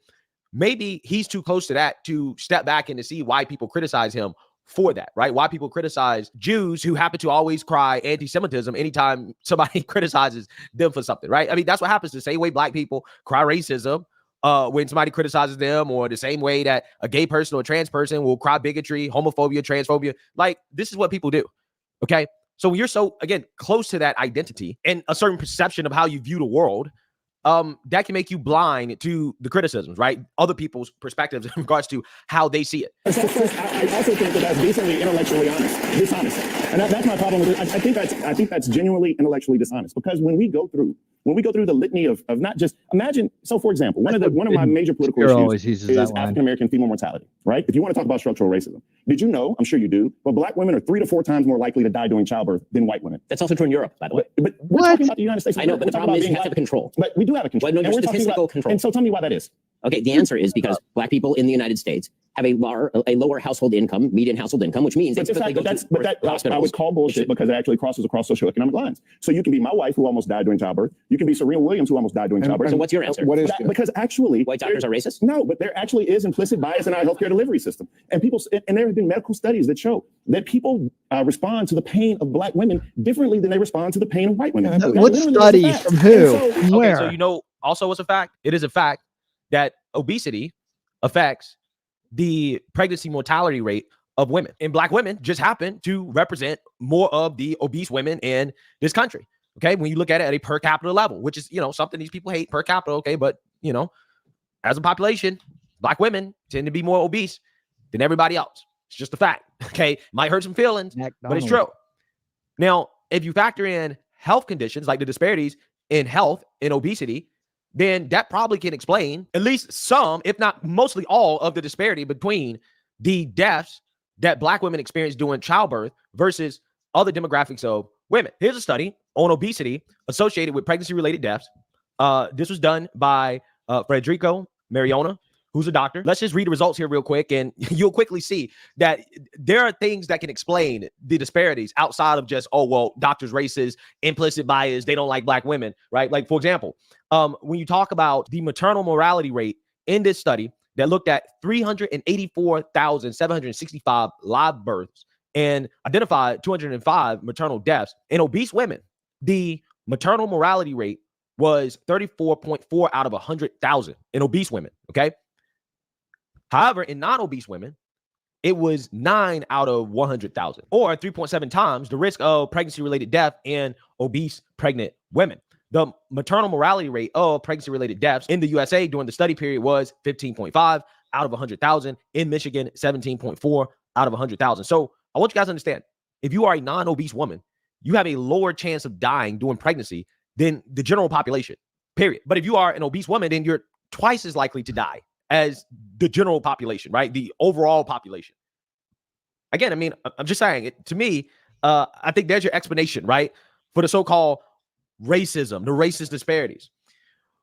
Clinically marked difference is determined between the pregnancy-related deaths in the obese versus the non-obese pregnant women. The obese pregnant or recently pregnant woman has a substantially higher risk of death than her non-obese counterpart. 30% of the obese women that died were Black, while 22% were non-Black. Black obese pregnant women show 38% chronic cardiovascular disease versus 24% in the non-Black population. Future research must address practitioner and population education to achieve preconception recommended BMI to decrease maternal severe morbidity and mortality. There's your racism right there, folks. There's your explanation. But according to people like Bakari Sellers, no. It has to be racist. It's implicit bias.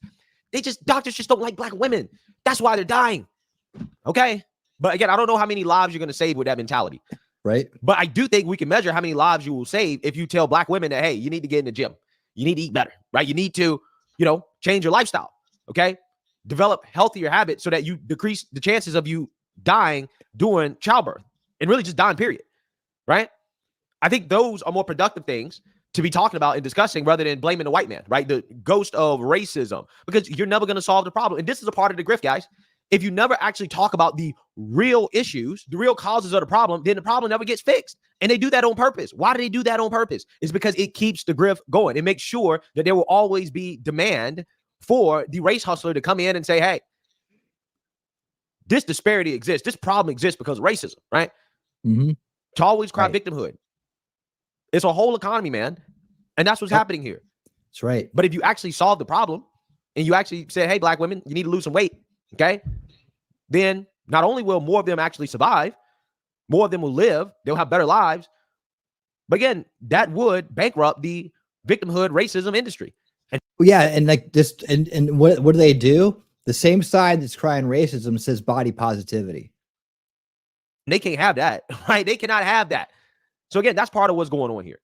I am trying to help both of you all understand that sometimes there are systems in place that just treat people differently. So that, for example, would have nothing to do with the rates of, say, pregnant obesity by various communities. There are many, many confounds when it comes to these particular issues. And unless you remove the statistical confounds, you end up with trying to blame vague, shadowy figures like implicit bias, which are innately, insanely difficult, if not impossible to measure.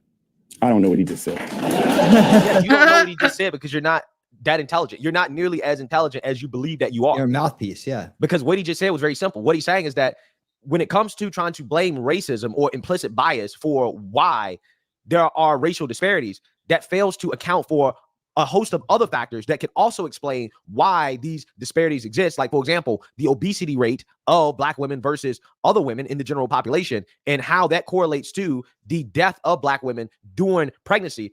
Things like that have to be factored in before you can say that, well, this is happening because of racism. Because most of the time, once you actually go through all the other factors that actually are contributing to the problem, to the disparity, which have nothing to do with racism, you're probably, for the most part, going to explain a vast majority of why the disparity exists. Again, a very simple and easy concept to understand. And then you can fix it. Again, are not too close God to forbid. The issue, right? Which is what Bill Maher talked about at the beginning of this. And this is why I love this conversation. This guy is 100% drinking his own Kool-Aid to the point where he can't understand that there can be some other explanation outside of just racism for why certain disparities exist and why there is income inequality, why everybody's not the same, because everybody's not meant to be the same, right? That's just how it is. But again, the real shame here is the fact that this guy is on Bill Maher's show pretending as if he is a victim, okay? And that Black people are victims and that Black people can't pull themselves up by their bootstraps. It's like, well, how did you? Well, that's a racist term, the boot. Remember, you're not allowed to say that. You're not allowed to say pull them up by the bootstraps. But I just want to point out before Greg wraps it up is that this is a Bill Maher show, right? This is a lefty guy. You know, you would imagine that him and Bill would be on the same team against Ben over here. But in this case, you can see where he, they're like, no. And Bill's even like, I'm just tired of it. You can see that there's been a shift in Bill Maher. Will he ever come fully to the other, out of his fog? I don't know. I'm not betting on it, but you can see that, he's getting closer to the middle of the road. Ooh. Get in the position that you're in, buddy. Right? How did that happen? If it's impossible. Oh, well, everybody can't do it. Well, yeah, of course. By definition, everybody can't do it. Yeah, you're right. Everybody can't pull themselves up and, get to the top, so to speak, because, again, that is how hierarchy works. That is how capitalism works. And that is the best outcome for society, is that everybody's not equal. Everybody's not going to be on the same level. Everybody's not going to have the same things, okay? This socialist ideology of equality, everybody must be equal, is nonsense, right? Because everybody's not equal. We might all have equal rights. We should all be born with equal rights. But, again, we can't all be equals. There are going to be disparities. And those disparities aren't always explained by racism, okay? Most of the time, they're explained by other things that are not racism. But again, you just have to take a step back and look at it a little bit differently. That's all it takes. Let me know what you guys think. Make sure you like, comment, and subscribe. Right. Most importantly, share a Black assertive perspective. I hope you enjoyed that. Okay, so this is the last little bit of good news we have here. I thought you guys would just get a kick out of this, dude. I don't know if you know him or not. And I just want to take a minute to introduce someone to you from the Ron Paul days, who is this guy rose to fame on YouTube during the Ron Paul days as a very base person with a lot of good things to say about liberty and about constitutionality. He ran for Senate a few times here in Georgia. He should have won. Jacob Peach, what's up, buddy? We've been asking about you for days. Hi, honey. A lot of people, he's kind of dropped off the radar. I voted for this guy twice. I think he's awesome. I see him around from time to time. He's actually lives around me. I guess he was kind of closer to my old places than my new places, but still. If I wanted to go find him, I probably could, right? Plus, he's not easy to miss either. He used to go by the handle, the Minister of Truth. We just call him T-Mont for short. He's a bass player. He has run for Congress. He's a hardcore Ron Paul guy, and now he's a hardcore Trump guy. And if you don't know who Derek Grayson is, if you've never heard of T-Mont, the Minister of Truth, they're getting ready to get a full dose of them right now. That's what I ran into this video last night, and I was like, man, there's my man T-Mont. Literally, I'd be driving to work, and I'd see him when he was running for Senate, sitting on his motorcycle. He has a motorcycle, and he also has a big Suburban. Sitting on his motorcycle at the corner, holding up a sign saying Derek Grayson for Congress, right, for Senate. And man, he should have won. He was going after as he called them, the Royales from both parties. He was going after them, and honestly, he would have made a great senator. And I hope one day he decides to try to do it again. He may just be over it at this point. And then he kind of lost track of him. But I found him. I wanted to share this guy with you. He's awesome. I hope you enjoy him, ladies and gentlemen. Derek Grayson, aka T-Mont. Let him have it. This is one for the books. Share it with your friends. I have posted this on Facebook probably a half a dozen times. When you run into an idiot that comes on your wall or brings foolishness about Trump, politely ask them one simple question. Please enumerate for me by listing any laws that Trump has signed, executive orders that Trump has signed that has violated your constitutional protections, destroyed democracy, or made the country a worse place. Now, if they can't answer that question, and 99.9% of the time, they cannot answer that question because they are ignorant of politics altogether, but they think they're on point. because they listen to CNN or MSNBC, and even Rhino supporters who listen to Fox News, because Fox News never calls out the rhinos that have given aid and comfort to the Democrats, because neither party wants Trump in office, because Trump was overturning the money changers table. That's what this is all about. So when I asked him that question, how the conversation started, we were talking about music in a band and a trip to Jamaica. And then he said, hey man, your boy, because he's from Jamaica, your boy almost got shot. I said, listen, don't talk to me about Trump. Man, I'm just saying. I said, I'll tell you what, answer this one question for me. And of course, I put the question to him. And then he started trying to overtalk me. And I finally was able to get in this statement. So I'm getting ready to use a bad word, y'all. All right. And me and this guy went to college together, been friends for a long time. But I have simply had enough.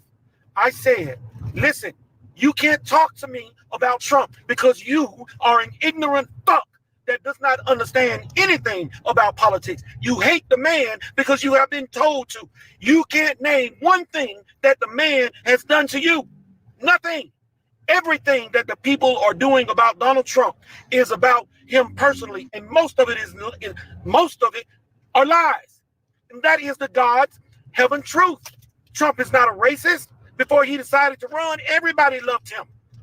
Jesse Jackson, Messi Jackson, Al Sharpton, Oprah Winfrey. Everybody loved Trump when he was a Democrat, but the man got hip and started seeing how the country was being destroyed and decided to do something against it. Who in the hell would be mad with somebody wanting to secure the border to keep the illegals from coming across it? Who has a problem with that? Who in the world would be mad with not wanting boys to use the girls' bathrooms? Who in the world would have a problem with somebody wanting you to be able to defend yourselves? Hell, I've got 2 guns in my car right now.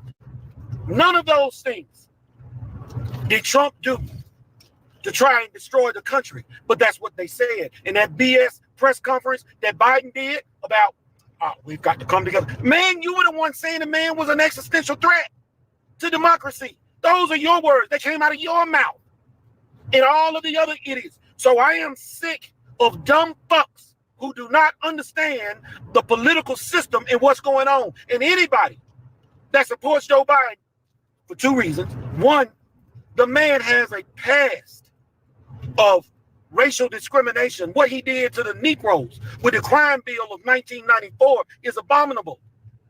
The man fought against desegregation in Virginia. He campaigned with the guy. Robert Byrd, look him up. Robert Byrd was one of his heroes. All of this, the man is an unprecedented liar, saying he graduated top of his class when it was a class of 85, I think that's the number. He graduated at the bottom, I think 76. The man lied. The man even just recently said he created NATO. Hell, he was only 6 years old. All of this is out there, but they don't pay attention to any of it. So that's one reason. Number 2, the man is senile, and fools are still going to go and vote for him. So look, I've been doing this a long time. All right.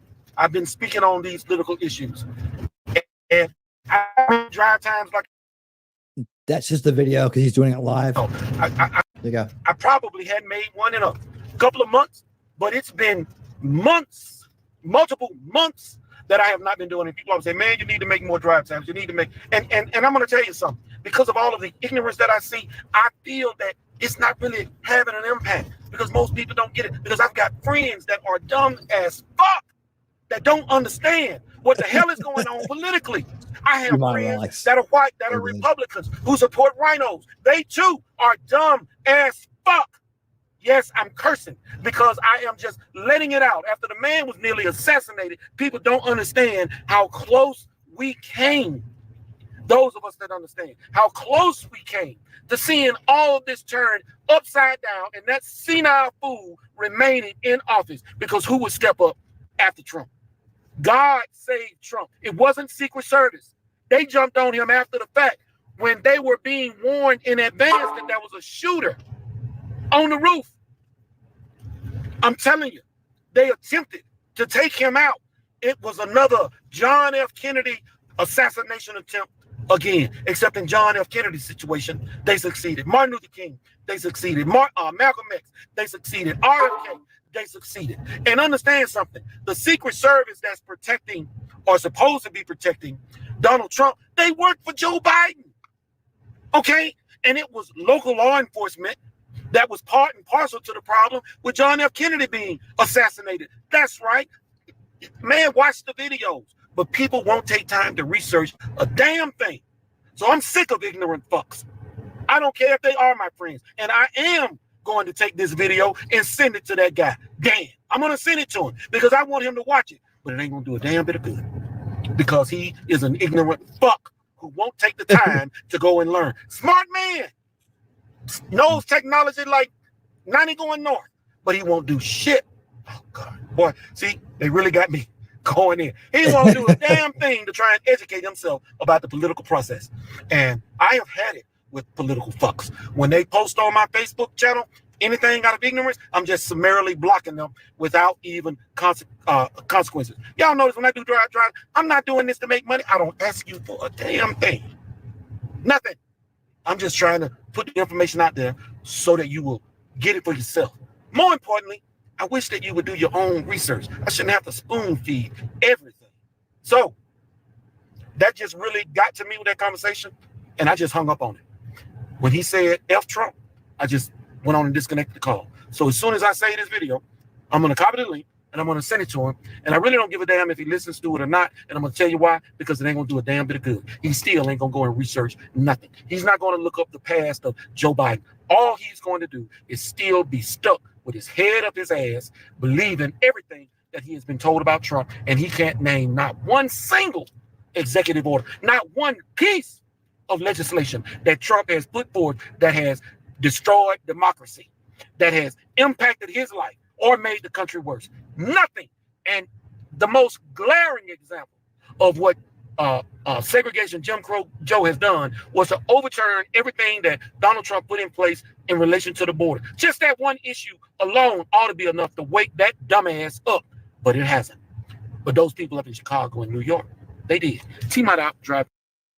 Look, I wouldn't have picked vice president. T-Mont, dude. Isn't he awesome? He is. Yeah, he has a. Yeah, he's a preacher too. He has a church down here, a little small church somewhere around the hood. Well, not the hood, somewhere around the neighborhood, the area, I should say. It's probably I don't know, but T-Mont's awesome. I voted for that guy twice, and I wrote him in once. So he's always my go-to write-in for Senate in Georgia. Can you imagine if that guy had become senator? How awesome! He was like he's a staunch constitutionalist. He's like Ron Paul. Like he wouldn't have ever voted for or put in any kind of suggestions that weren't constitutional. He's had quite a life. He's come from one place and gotten to another.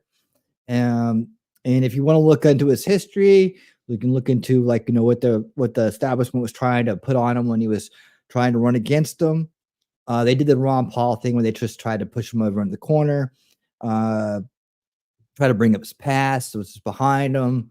He got involved in some stuff when he was young, and he's way out of it, and obviously is a highly intelligent, very articulate, very likable person. He's huge. He plays the bass. He's a great bass player, great singer. Derek's a great person, and I just wanted to share that with you. And I hope you guys enjoyed him. Derek Grayson, T-Mont's drive time, can't beat it. It takes me back to the good old days. I bet you if V Radio or Liberty Unleashed or any of those cats were around, they'd remember him from back in the day. So T-Mont, he had risen up into the Ron Paul revolution. He became very well known because he was a very big supporter of Ron Paul, and he was putting out daily drive times all the time, every day. I would always listen to his stuff almost every day. So there you go. Ladies and gentlemen, that's the good news of the week. Wrapping it up with T-Mont, a little extra special something for you. So yeah, thank you guys so much. Let's get on to the next part of the show, and you know what that is.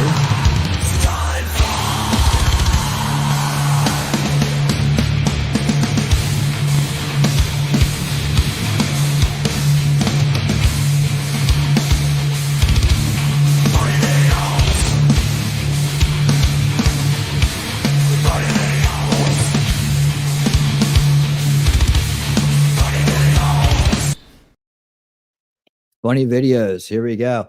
And it's also not just funny videos, but it's funny stuff, other posts and other things we found.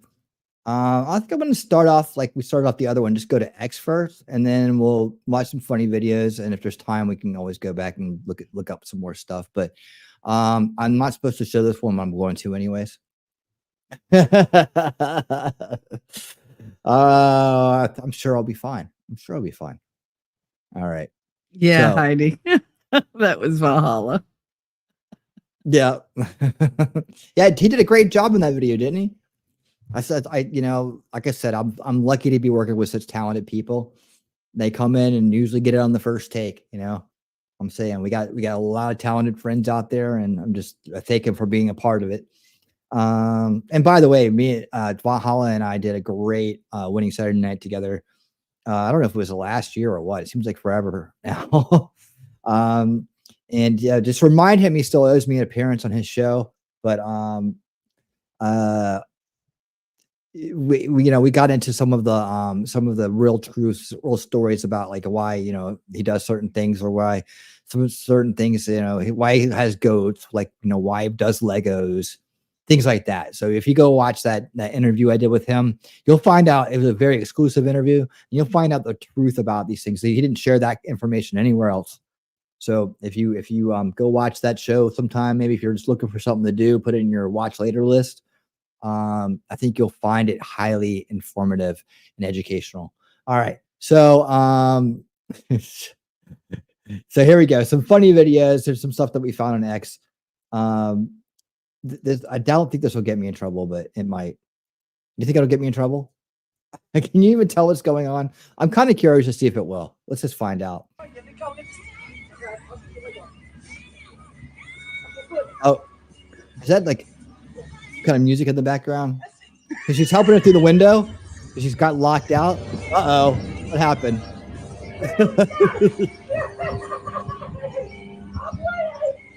She's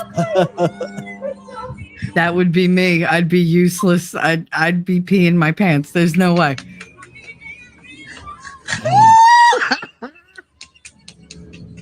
She can't move. Oh, shit.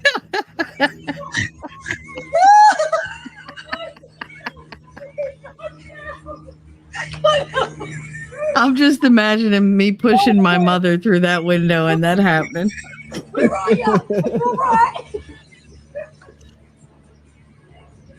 Michelle, don't leave me hanging. Oh my god. Oh my god. Oh my god, my wing was coming out. All right. Yeah, back to here. Okay. Let me cue up the next one. I could hear my mother. Michelle, you son of a bitch, stop laughing and help me. I can't. I can't.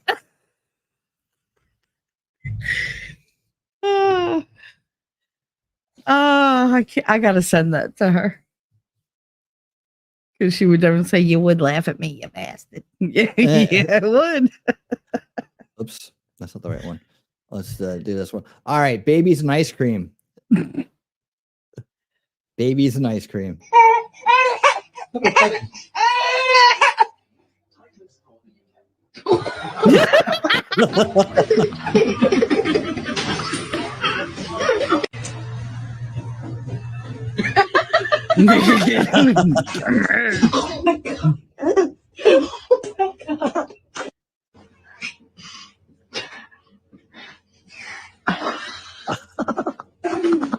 the joy. Oh my goodness.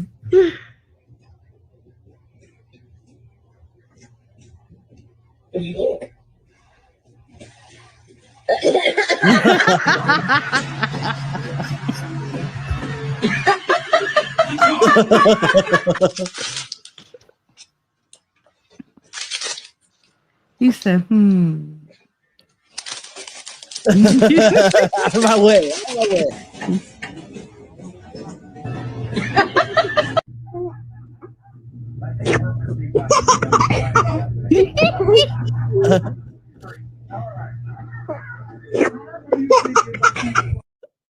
That's so cute.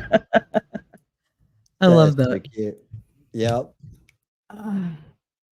What can be cuter? I bookmarked that. That's my go-to to cheer myself up. Is it? That's nice. Very nice. It was very nice. All right. Hey, Mims. Did I say hello to you? I don't know. I'm in another place right now. Yeah. Right there on this one, and boom. All right. So more. Felt that way over ice cream. Those were awesome, weren't they? Heidi said I've had to go through the kitchen window a time or two because I like my keys out of my house. Hey, Oh no! I see the little dogs there on your avatar window there. So I got a special little dog part coming up here tonight, and just a few videos. You should definitely check that out. It's coming soon here. All right, I'm sure you'll be here. Okay, so we got babies and ice cream. How about babies and kitties? Another day is Yep, just sing it. You sing it, Shelly. No, I'm not singing Michael Jackson. That's crazy. Aw. Aww. Oh, the two of them. They go back to sleep. Oh. They come with me. Oh, look at that. This is so cute. I wish my cat would have done that when Connor was little. Right? Look at that. These cats are awesome. Give a little back rub. Mm-hmm. Look at they're all making together. biscuits.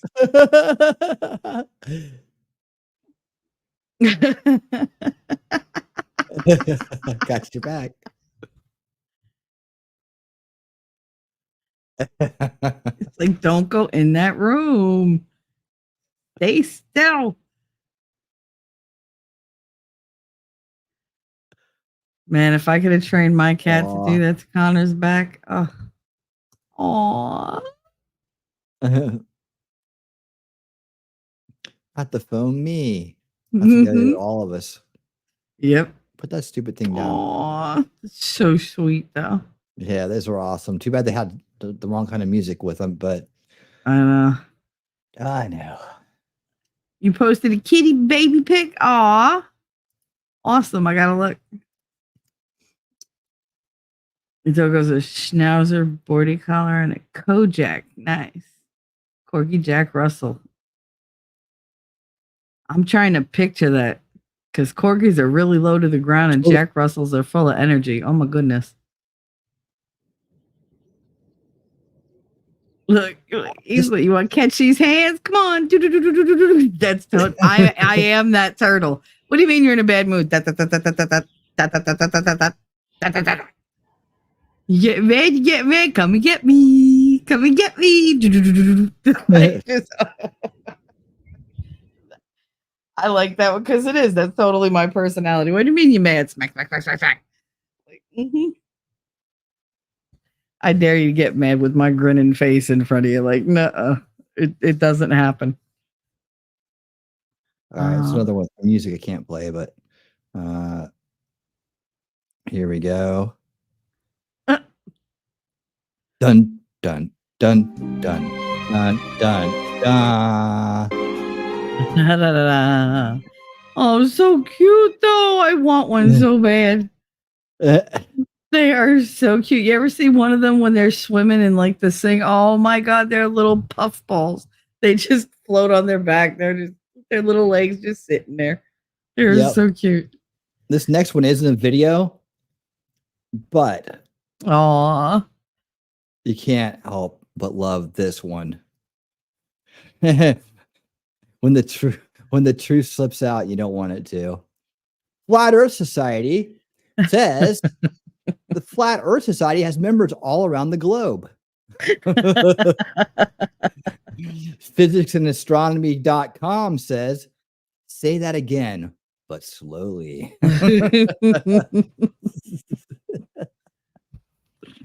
That's them in a nutshell, isn't it?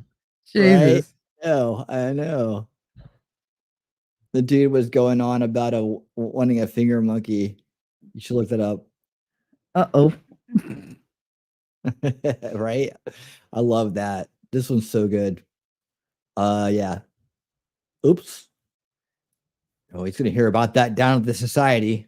That's for sure. Nope. That one's awesome. Oh, Heidi, I bet about the dog. 11 years old, still acts like a 2-year-old. That's that Jack Russell energy. Woo. Oh, So here's a thank you, Mims. Mhm. Thank Here's some you. of that. I don't even know how to describe this. Let me just show it. Trying to come up with something clever. There it is.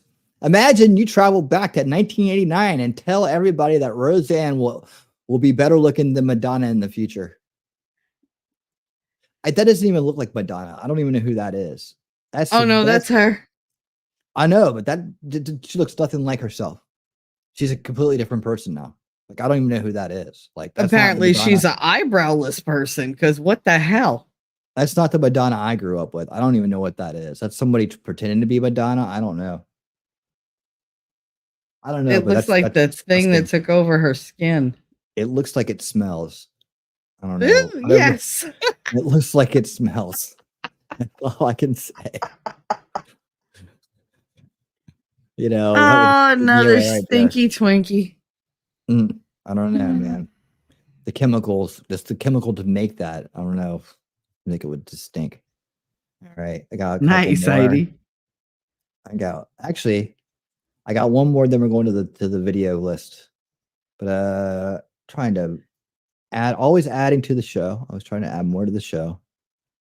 So and thank you, Shelly, for finding most of these, if not all of them. Guys, I want to, you guys ever wingsuited? You guys know anything about wingsuiting? Yeah, so sad that went that far for the facelift. I know they're becoming like unhuman looking.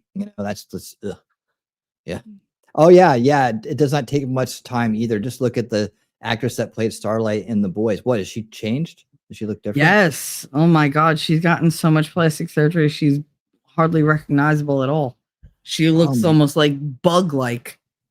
What the Weird. hell season? What are they gonna do for season 5?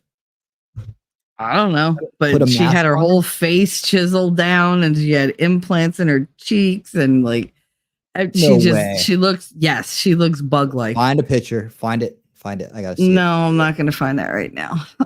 Somebody find it for me. Somebody find it for me then.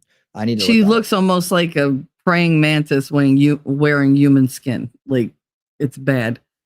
Like that roundness from her face is gone. That softness that she had. So. Yeah. Okay, so wingsuiting. You guys ever wingsuited? This is kind of a little take on that, but I've always thought it'd be awesome. There's a part of me that really wants to wingsuit for some reason. It looks super dangerous, and I'm not really the greatest with heights. Like I think I freak myself out more in my head about heights than anything. Like I could think about it too much and then like freak myself out. Like I think in my head I made myself a little bit scared of heights just because I was imagining like really high heights and kind of like it's on very small surfaces to stand on, and I freaked myself out. But I think wingsuiting is awesome. It's like the closest to flying that we can get. So you may have created your own fear to keep you from doing things that would be too risky. Now that you're a father, perhaps Dr. Freud, perhaps. I'm just saying. I know. At least you didn't sing it. But yeah, I figure if we're gonna ever have a get together, Shelly, we'll do a wingsuit. We'll do a wingsuiting trip. Maybe that'll pull in more people. Yeah, you jump first, and if I'm not there in 5 minutes, just keep going. Oh, we're going together. We're holding hands and jumping off. Yeah. Not for nothing. Not for nothing. Bafango. The fancy talk. Here we go. I'm not playing the Disney music. This guy wingsuited using a rug.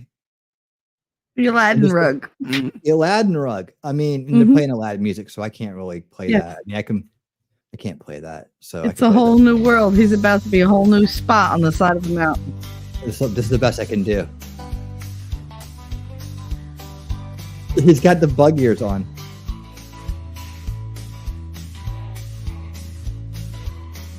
I mean, that does look super fun, but it also looks super heart attack area for me. If Shelly was doing, you see like the stream of pee coming behind.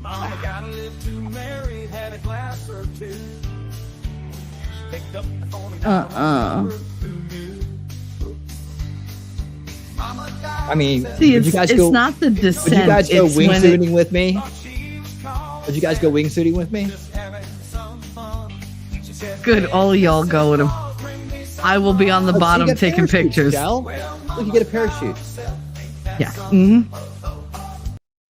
All right. So there's that's land. I remember how hard it was to hit the water with the parachute. I really don't want to know like what that feels like. Hiccup. That link has a before and after picture of Erin Moriarty. Oh wait, okay. Is that her? Thank you. Yeah, Thank you. Starlight is Erin Moriarty. Reddit? Is the Reddit one? Probably. Oh, okay. She's in that stage. I gotcha. All right. I just need to look at it. I gotcha. Yeah, she's going down that road. She's going down the tiger lady face road, lion face. Yeah. I watched. That's where Amber Heard was headed. Later. I She don't have watched the money, man. I watched a documentary on those twins that have like massive plastic surgery, but say that they didn't. To kind of like, twins that are compulsive liars. But they wow. Yeah, I forget the name. They called it the Boggs twins or something like that. They had a science show and they're like French or something. Anyway, you can't see them. You're like, what's up with these people? Yeah. So, anyways, did you guys know that Joe Biden rubbed a black man's arm sexually? Well, if you didn't, they're about to find out. Yeah, got a show for y'all. Got a damn good show. Look at Biden, everybody. Ain't nothing wrong with him. Look at this. Ain't nothing wrong with him. That dude is just fine. Ain't nothing wrong with him. Ain't nothing wrong with that dude. Ain't nothing wrong with him. He's so smooth. You see it? Wrong. That other He's black like, dude thinks something's "You wrong kidding too." me?" Yeah, He looked down and said, "What you doing?" He's like, "Please stop rubbing my arm, sir." Dude, What's up, fam? What you doing? you ain't doing that to me. No, hold on. Nope. Keith, don't touch me, man. He said, "Don't touch me." Creepy. Hey, let me do it. No. Oh man, we got a show going. No, Keith, I don't want you to do that. So you know what I think was going on? See, he's always been a creepy dude, like sniffing girls and getting close, invading their personal space. He's always been creepy like that. But now he's just losing it. Yeah. Yeah, whenever you go in a convalescent home or old folks home, they behave like that. Like, it's absolutely no reason why you grab a man's arm and caress his arm like that. Yeah, stroke it's like you losing your what's the word? He's losing his faculty. He's not cognizant or aware of what's going on, and his body's doing things because he's not aware of what he's doing. That's exactly what it is. And he's not even fully aware of what he's doing, and these two men are smiling, and their like, body actions towards him, he's totally even unaware of what he's doing. Yeah, he doesn't realize. This is the most powerful man in the world. Yeah, he's not running this country. Yeah, he's not on Twitter. Can't wipe his own butt. This dude can't even bathe himself. That dude can't even wipe his own. I bet that dude got a. See. I bet he got a severe case of dick cheese. What? I'm sorry I said it. Sometimes it's just a look at the game. That dude has Better to say be fuck. Yeah. I mean, even after the debate, how he walked off the stage. Here's a video of him walking off the stage after the debate. It's like he's stepping down off the stage like it's a 10-foot drop. It's like 2 inches there.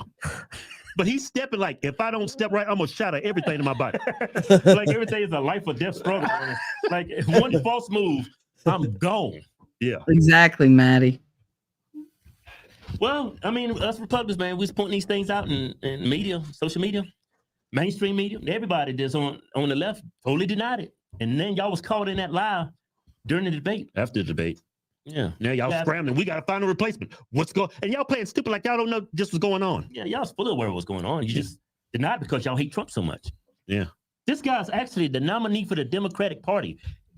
If Trump don't win this election and he wins, I totally know this election system is rigged. How in the hell can a man like this be our president, be voting in his president? I mean, there's a lot of dumb people in this country, but there ain't that many dumb people. Yeah. If he wins the election, it's totally rigged. Totally. If he wins that election. Right? You know it. Hey, let me do that to your arm. Come here. No. I'm gonna see your reaction. Like, if I was that black dude, hey, you act like Joe Biden. All right, man. I'm the black dude. No, I'm the black dude. You didn't want to do it. You was being all. Well, I'm willing to do it now. I'm the black dude. I'm the president. They put my crazy. Be like you.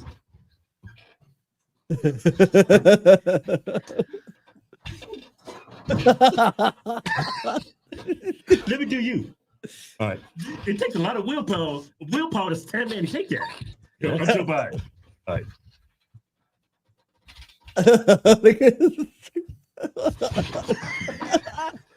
You gotta sit there and take that. Getting stroked.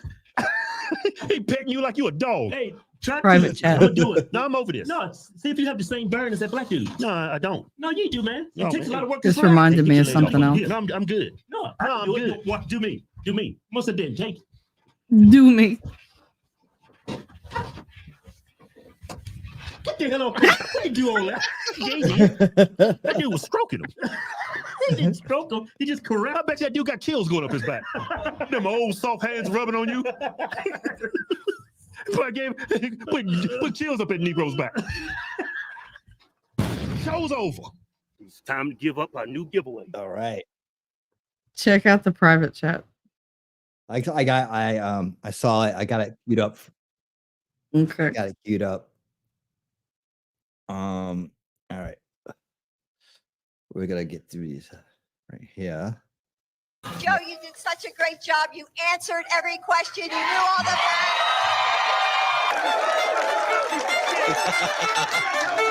And let me ask the crowd, what did Trump do? Why?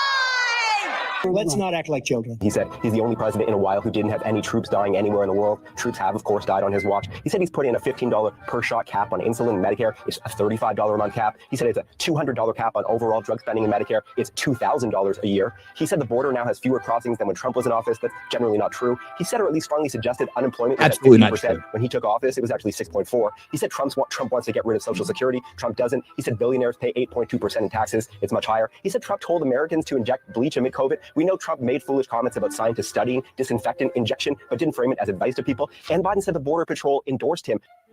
Nope. I'd be happy to have a driving contest with him. I got my handicap, which when I was vice president, down to a 6. And by the way, That was the only thing he reacted to the whole debate. I know you played at least one time with President Trump. Could you assess his golf game? What are his strengths? He is a low handicapper, apparently. He hits it hard. I mean, people don't realize him. He's that old and can rip it and hit as far as he does. Keeps himself in pretty good shape and pretty good health, and has an inordinate amount of energy. I told you before, I'm happy to play golf if you carry your own bag. Think you can do it? That's the biggest lie. He's a 6 handicap of all. I've seen you swing. I know you swing.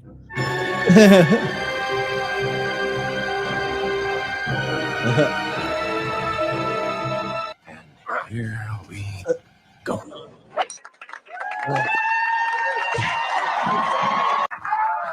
Everybody says he smashes the ball. You know, everybody. There he goes. Damn you people, this is dope!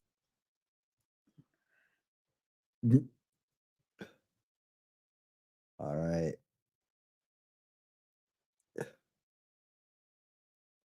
These two moderators who let Trump change the subject. They asked him a question, but then let him go on a rampage about something else. It's not fair. Well, Joe Biden answered the questions. Trump never did. He fainted, he wove, he dodged, he lied. It might Biden, happen, his voice Judge. It weakened might by happen. a cold, answered the question softly. But still, I leaned in and heard him fine. President Biden didn't lose tonight's debate, even if he did lose his train of thought a few times because he was nervous. America's voters lost because a major news network let the convicted felon pathologically spread shameless lies without fact-checking him a single time. I'm telling y'all, so much of this is based in the unchecked ableism of this country. This has been an enormously successful presidency, but because the architect of it is an old man with a stutter and a raspy voice and a halting walk, we've decided he's unqualified. Bullshit! Keeping my expectations low for this debate, considering the highlight last time was, will you shut up, man? Look at this cool picture of Biden and this stupid picture of Trump. One off night doesn't change the fact that Joe Biden is the most legislatively successful POTUS in our lifetime. One off night also doesn't change the fact that the former guy is a convicted felon, serial liar, and educated rapist who is unfit for any office, period. I love Joe Biden. I know he's a good man. I know his heart is good. I know he's dedicated to our country and is surrounded by good people. Tonight was heartbreaking in many ways. This is a big political moment. There's panic in the Democratic Party. It's going to be a long night. The choice in this election remains very simple. It's a choice between someone who cares about you, your rights, your prospects, your future, versus someone who's only in it for himself. I'll be voting Biden. Biden had a bad night. That didn't age well. Trump is an existential threat to democracy, the republic, Constitution, and our most fundamental liberties, in addition to being a fraud, a liar, a felon, a degenerate, a global embarrassment, and an ally of evil. Toughen up. Fight's on. I'm ready to watch Joe Biden destroy Donald Trump at the debate tonight. Let's go, Joe. Biden has a cult. Trump has 34 felony convictions. This is the easiest choice we'll ever have to make as a country. All of these MAGA Republicans who are making fun of President Biden for having a stutter are disgusting. How dare you make fun of a speech impediment? It's a slap in the face of the millions of... Has anybody ever made fun of a stutter on the Nope. It's the gaffes. It's the fact that he's not saying anything. It's not stuttering. It's the fact that he's not saying the words. He doesn't know what the words to He's say. all about the black anyway. Yeah. It's always anyway. of Americans who either have one or know someone who does. Have some damn respect. Biden had a cold tonight, and thus his voice was raspy. But people think him having a cold is a reason to vote Trump? The convicted felon? The proven sexual abuser? The proven fraudster? If we elect Trump and forget him trying to destroy America, then shame on us. Debate number 104. I want to be clear, though. President Biden is clearly thinking 100% wisely and smartly and with attention to detail. And it is his delivery, getting the ideas out, that is, at times, a problem. As for Trump, how can I say it? He has yet to say it. True thing. I am serious. Tweet number 202. If voters say en masse that they watch this debate and think President Biden should end his campaign, it could be one of two things. They value style and not substance, sort of a proven fact, or I was in an altered state of consciousness. Right, Judge? During this debate. There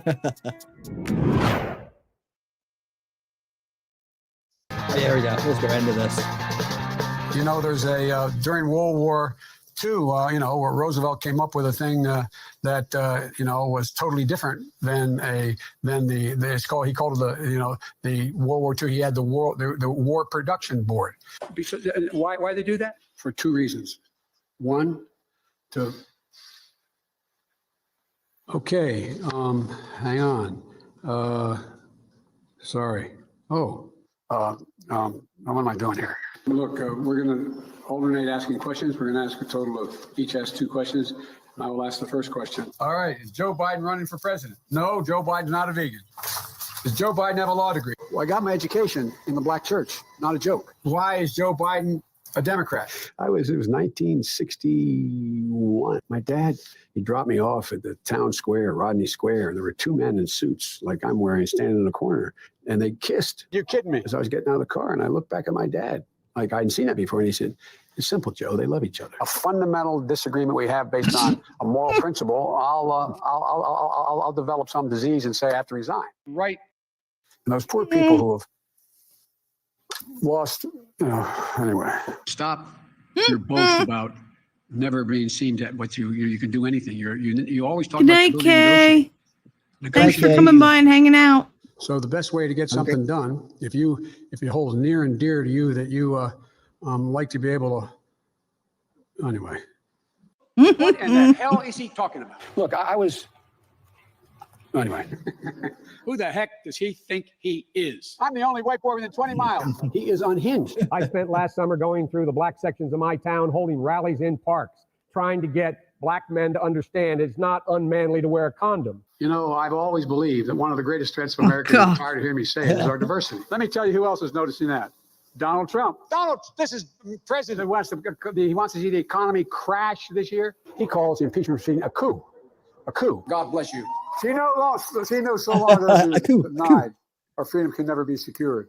By the way, I'm proud to be, as I said, the first vice president, the first black woman. We don't taste that good. What a stupid son of a. He's the definition of corruption. Don't. I'm worried about what he'll do in the next year in the presidency. I'm always cautious not to lose my temper. This may be as close as I've come. Show some respect. But I'll meet you outside and I'll be waiting for it. One hunky is just as bad as any other. I'll take whoever you send me. 3 guys in straight racers. Not a joke. I'm going to wrap this chain around your head. Come on, man. I'm going to beat Joe Biden. I learned how to fight. I got a nickname. They call me Shoe Leather. These are bad guys. Remember the straight racers? Bang them on the curb, get them rusty, put them in a rain barrel, get them rusty. Wait. Oh, you're getting nervous, man. I was going to put him. Because I'm a star. Because I'm a billionaire. I'm laughing too. I can do things other people can't. I apologize. You apologize to me? I apologize for what I said. If we were in high school, I'd take you behind the gym and beat the hell out of him. Calm down. It's okay. He apologized for saying that I was corrupt. Anyway, I don't know about you, but I'm going to go to bed. Yeah. Is this on? Yes, it is. I don't need to return my shopping cart. Learn to be more considerate with prayer and meditation. Looking for you, there's Hollow. Don't let your daily habit of prayer fall apart this summer. Wow. Okay.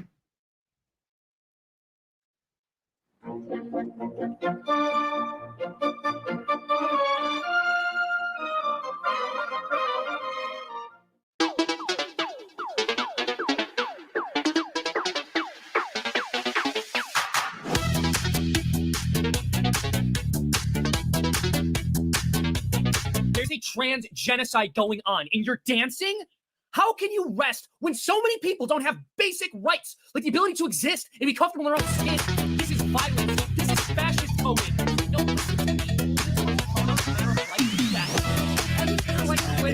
silence is violent. Are you listening to me?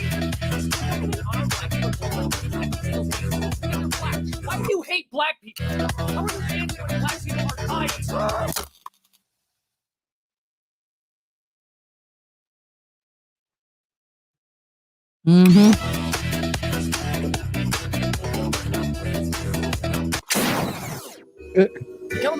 That was like a response to the other whatever anti-woke cartoon thing that came out or nobody liked.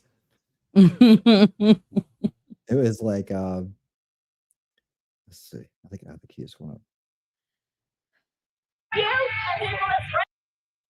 So we got a theme going on.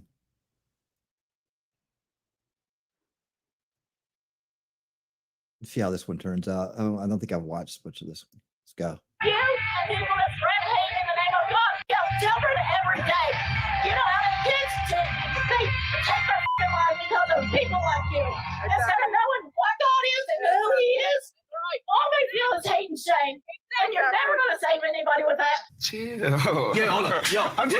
I thought they were meant to be spreading love. I thought that's what they say they do. They always get so aggressive when they hear someone else's opinion. This guy came in looking like flipping Flow Rider having a midlife crisis. For her to say that this guy's doing more damage to the children than they are is mad. So I applied for a job at TJ Maxx a few weeks ago, and they denied my application. They couldn't even call me. They just sent me some automated email. So I went in today and I was like, so what was the reason I didn't get hired? And she was like, oh, like you just like don't have enough experience. There was candidates that had like more experience than you. And, you know, I asked her if it was about my tattoos, obviously, because I know a lot of places don't like tattoos. She said that wasn't the reason. I don't feel like that's true. Yeah, no shit, Sherlock. Okay, so this is another protest that took place from Just Stop Oil. They're protesting climate change. They've been going around gluing their hands to stuff and gluing their faces to stuff and spray paint stuff. So this one was in a painting called The Girl with the Pearl Earring. What an idiot. People woke up, made their coffee, and they said, you know what, mate, we're going to go and glue our flipping heads to a painting today. What a great idea. You know, your missus says, what are you up to today? Oh, I'm just going to go down the art gallery and glue my flipping head to a painting. Why not? Try and change the world. What a pair of absolute melons, man. I would be if it wasn't for this part of the community. I feel liberated when I perform gender, when I celebrate gender. Let young kids celebrate gender. Looks like strawberry shortcake in a John Waters movie. Trans mask is like people under the non-binary umbrella identifying like or presenting mask. Masculine? Yeah. What about you? I'm trans and my sexuality is unlabeled. It's like everybody's like playing a D&D game or Magic the Gathering card game or something, and they have their own little deck they've created of different labels and abilities and weirdness, you know? So like, I'm a fairy. I know, but just hearing these two explain it, and like it just hit me. Like this one kind of looks like her. Like she might be Pan Potter, you know, she might be a little Potter Pan in there. But she got, you know, she's got the cape on, she got the glasses on. She probably has a magic wand somewhere too. But it just dawned on me. They're all role playing, and they all have their ability cards, and they're trying to have the best Pokemon deck or something, man. It's crazy. I use he, him pronouns. Yeah, and I use he, they pronouns. Tell us what you guys identify as. We're asking everyone here today. Gay, cis, what is it? Cisgender male. There we go. I don't know. Gender neutral or gender fluid. I think that's what they said. I don't know. I'm confused. Don't worry, guys, we all are. We all are at this point. If us adults can be confused, then imagine those kids in the schools, man. They got to learn this stuff. I couldn't even count to 10 till I was about 14, and they got to learn this stuff as well. My name is Horace, and I'm a red-tailed hawk. Oh. In our world, I do have the body of a hawk, but while fronting, I consider myself a Therian because I'm in a human body, but my identity is still a hawk. Not all animal alters will identify this way, and I am, in fact, the only animal alter in our system who does identify this way. I am doing my best to come to terms with living. That makes you extremely special and rare. You know, I guess in your regular life, this, you know, you weren't getting that or something. You weren't made to feel special, you know. So now that you're the only one that identifies as a hawk in the entire world, it makes you pretty unique. Human body. Ah, man. God help me. God help me. In New York City right now, standing outside of a Palestine protest. I want to know if they actually understand why they are protesting and see if they can give me any good answers. What are you guys out here protesting for? No comment. Why are you guys out here today? Speak to the organizers. Why can't I wanted to ask you though. Official statements from the organizers only. In the simplest terms, why are you guys protesting? Why are you personally here? Yeah, I don't think it would be a good idea if we... Why are you guys protesting? Just to be a part of the cause. And what's the cause? Yeah, I'm not the right person to talk to either. It's not our job. Oh my goodness. I'm not asking for the spokesperson. I'm just asking why you guys are protesting. This is why are you guys here today? We're not interested in speaking with you. If people want to peacefully protest, you do you. But don't you want to know the reason as to why you're there? Don't you know why you're there? Or people just look on their phones, they look on social media, they watch the news, and they just do what they're told. You know, social media really controls these people. They just get up and go to these things, and they have no idea what they're doing or talking about. Activated. So I'm against racism. I'm against oppression. Have you experienced racism? Well, no, but that doesn't mean that I can't be against it. Because racism is called by capitalism. Yeah, and we have to overthrow capitalism. Get rid of it. To get rid of racism. Bro, what are you talking about, man? I hate the word liberal, but I'm definitely like political, like revolutionary. Revolutionary? What does that mean?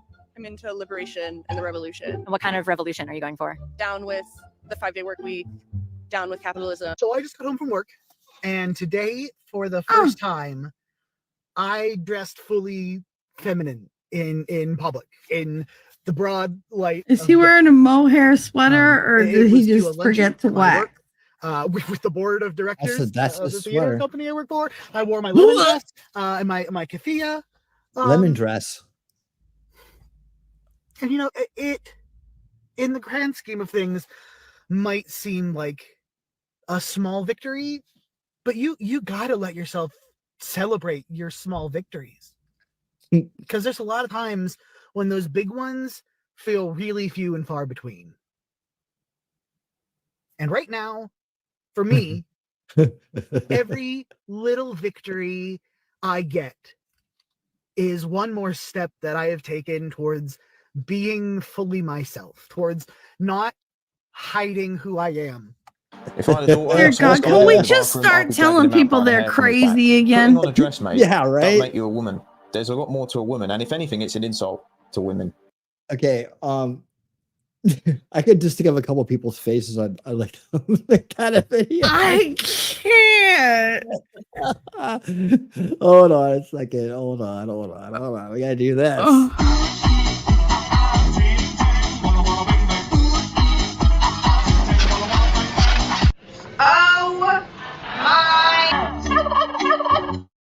Oh, Threat of my art. Thank you for the $5 super chat. Am I a criminal? And I'm a No. criminal? Am I? And I'm a criminal? Mhm. And, I got you. right? Right? I know. Thank you so much for that, man. I appreciate it. How you doing? Good to see you. Good to see you. Everybody say hello to Threat of My Art. How you doing, honey? So much. He's the official sponsor of the stream tonight. All right. So let's just say you know, let's I get the just darts don't on get vac- why they just can't let's get call the darts them on vacation. crazy. Oh God. An idea to house migrants in private citizens' homes. Sounds good to me. Could you ever see yourself housing a migrant? Not right now, not at this point, though. If they want to put somebody up, then why shouldn't they? Would you be willing to sign this today and invite a migrant into your home? No. I think that's like a really good idea. I mean, yeah, why not? Could you ever see yourself housing a migrant in your home? I mean, totally. Yeah, why not? If you sign this, we can get a migrant into your home, and as early as next week. No, because I live with my parents. You think you could ask your parents? I don't know. Gotcha. I see the same thing every time with these videos. These people are like, yeah, this is great, fantastic. But when they're asked to deal with the problem themselves, they don't want to do it. Not one of them will sign that bit of paper. They want other people to deal with it. Yeah, go home and ask your parents. What a fantastic idea. What a bunch of donuts, man. Language matters. Let's talk about two phrases that are not quite as inclusive as you think they might be. One, preferred pronouns. They're not preferred. They're the pronouns you should use for that person, and they're not optional. And I'm not talking about people who use multiple pronouns who may prefer one over the other. I'm talking about when you're meeting someone and you ask them, what are your pronouns? Don't say, what are your preferred pronouns? Because they're not preferred. You're asking what to call them. People don't prefer you use their affirming words. They want you to use their affirming words. They feel safe. Two, identifies as. People are not cosplaying or LARPing, live action role playing, who Are you sure about that? they are. They don't identify as non-binary. They are non-binary. He is a man. She is a woman. Identifies as gives off this vibe that like, yeah, that's who you say you are, but we all know you're just pretending. Are there any phrases? That's it. You guys tried for so long to get even that language in, and Nick picked the hell out of it. Go for it. Do it. Is that you would add to this list? Yep, there's definitely a phrase I would add to that list. turmoil, I identify as drama. someone who doesn't have a fucking clue what the hell was going on with these people, man. Not a clue. You said that you're a trans woman. I trans female. Yes, sir. Do you have a No, I have a cock. That's horrible. You're the one that brought that into the discussion. You're the one that Never brought that said into anything about genitalia. Oh, it has everything to do with genitalia. I'm not going to answer that question. That's highly inappropriate. Again, you can say that, and that's your right. So, Okay, I'm a healthcare professional, doctor. Please treat me as such. I want to start off by saying that I was quite upset, Senator McKee, that you asked my friend if she had a penis. And I would just like to tell you that even if you have a penis, it doesn't mean that you have honor or that you're a man.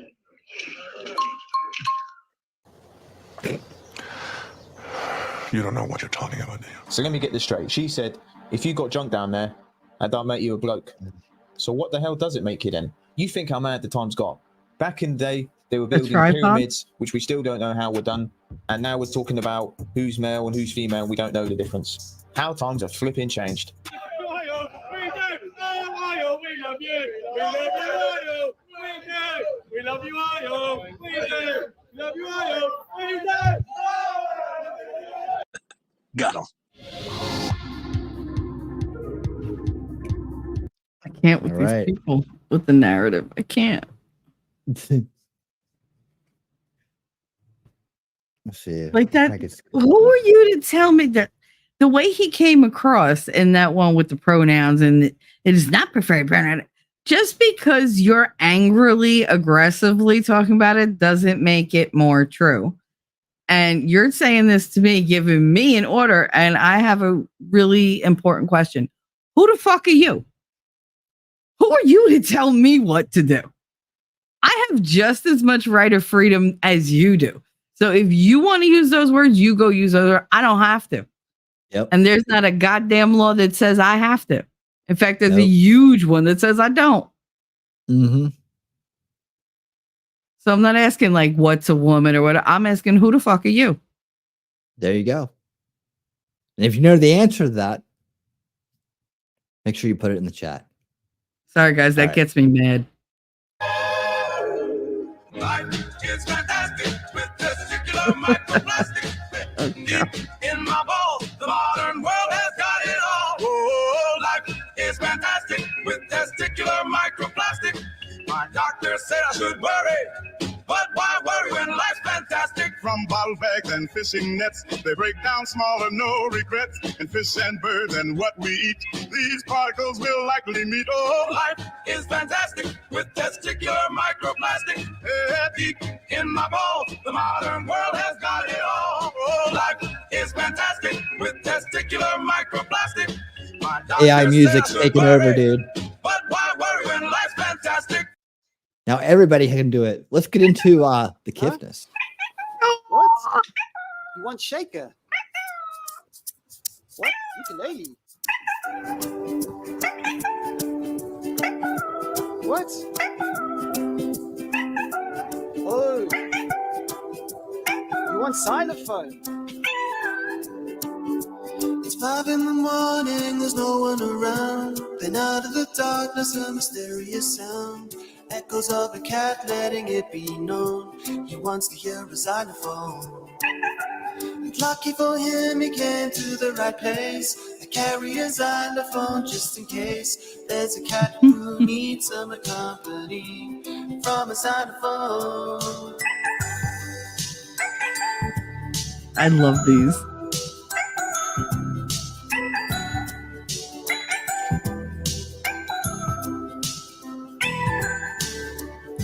Let this be a lesson to everyone. You never know what your cat really wants. This cat doesn't need a home. He just needs a xylophone.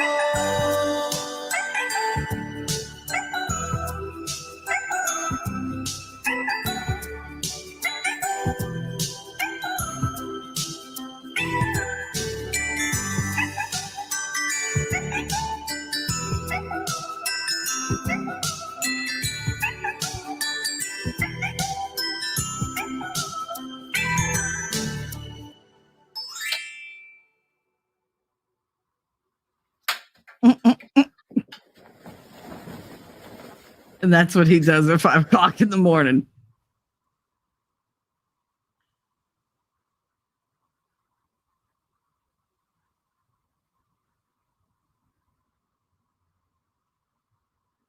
Okey-dokey. Jesus.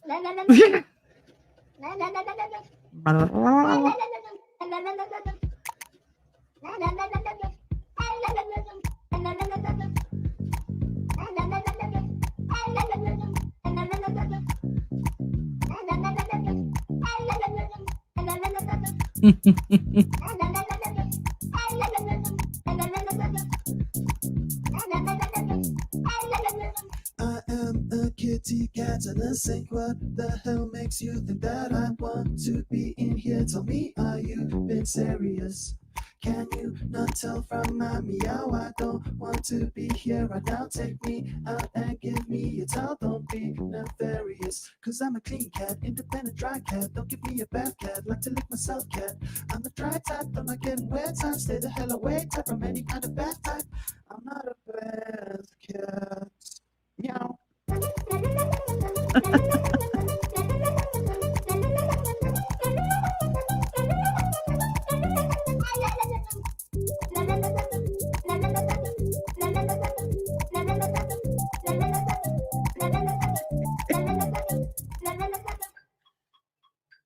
Cause I'm a clean cat, independent dry cat. Don't give me a bad cat, like to lick myself cat. I'm the dry type, I'm not getting wet type. Stay the hell away type from any kind of bad type. I'm not a bad cat. Meow. Nice. I love it. Ooh.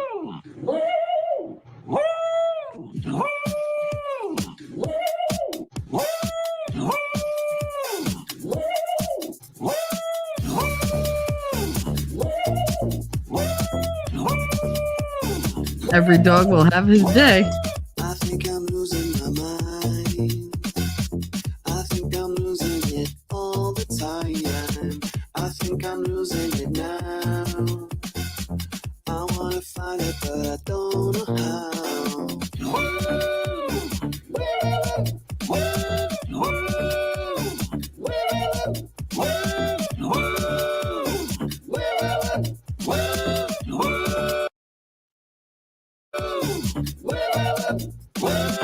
A siren in my soul, siren in my soul, a siren in my mind. I think I'm losing control. I think I'm losing control. A siren going all the time. Whoa,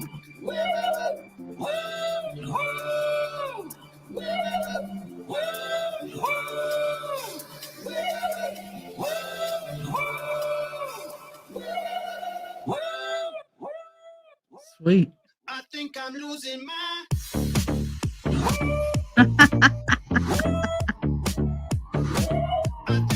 Quirky puppy.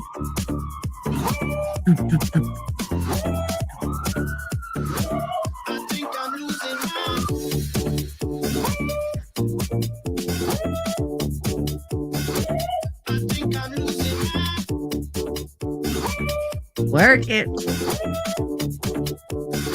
Ah.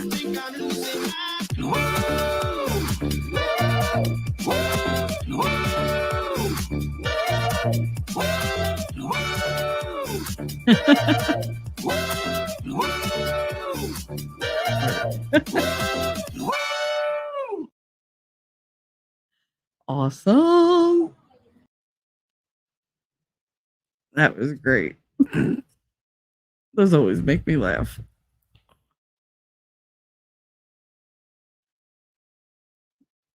If you're talking, I can't hear you. Oh yeah, get the inspiration, mix that stuff together. Absolutely, that's a lot of talent. Good use of musical talent right there. I think for sure. Excellent, excellent. Uh-oh, what are we looking at? All right. Well, got a few. We can watch we're gonna watch a little bit of this. Check it out. कहाँ गया गलत आ रहा है इसको कैसे ढूंढता है कहाँ गया तो है नीचे वो तो सोना नीचे टॉयलेट के गायब हो गया कहाँ गया पापा नहीं आई क्या कहाँ है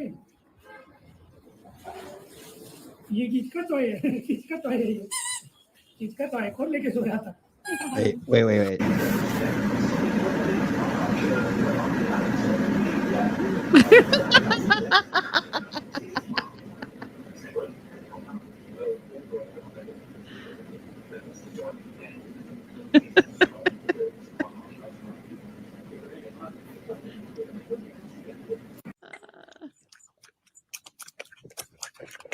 Oh.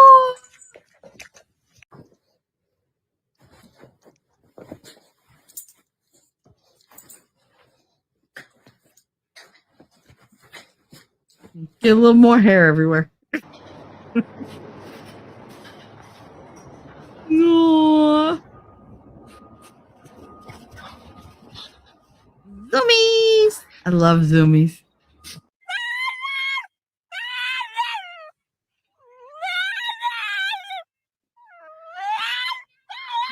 God, Frenchie talks so thanks. much. No thanks. Chucky. Chucky, what are you doing?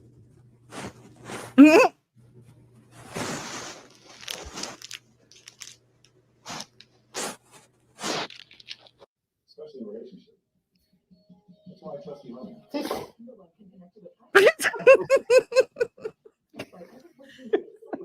Huskies are so melodramatic.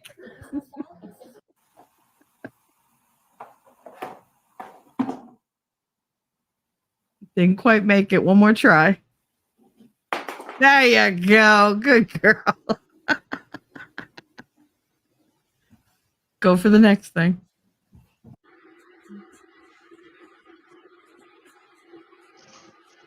The hell?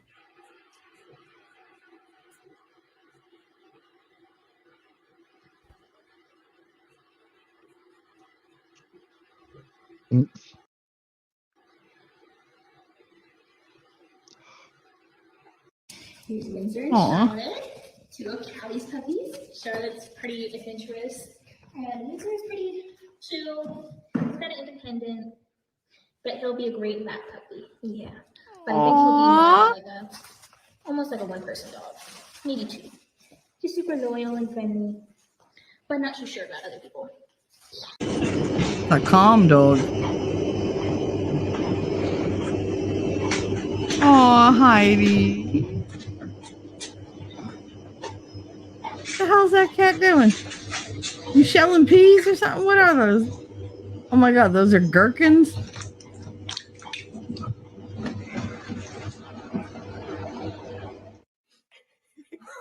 This is Jeez. actually Piggy playing hide and seek. She gets down low. She thinks nobody can see her. And then when you get close to her, she jumps. Cucumba.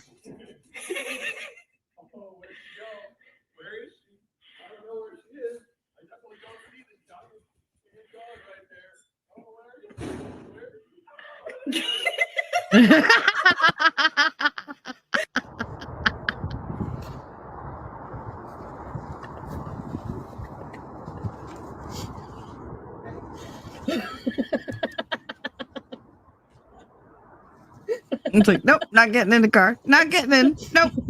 Nope.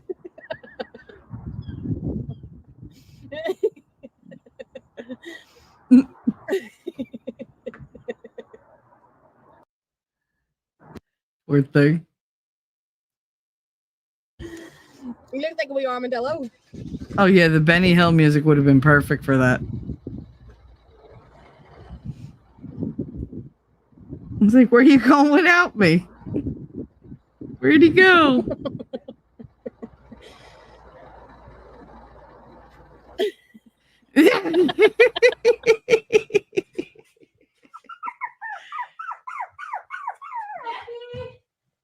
I thought it was a skunk at first too, Thomas.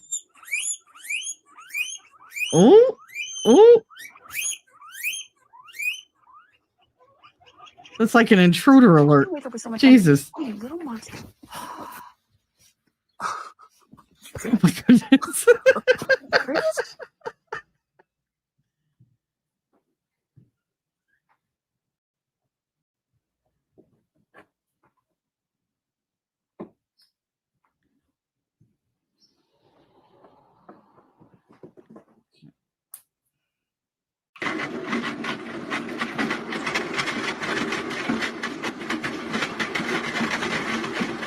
That is noisy as heck. Oh, the ear.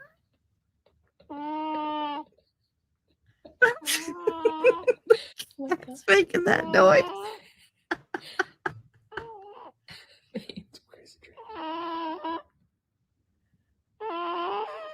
Aww.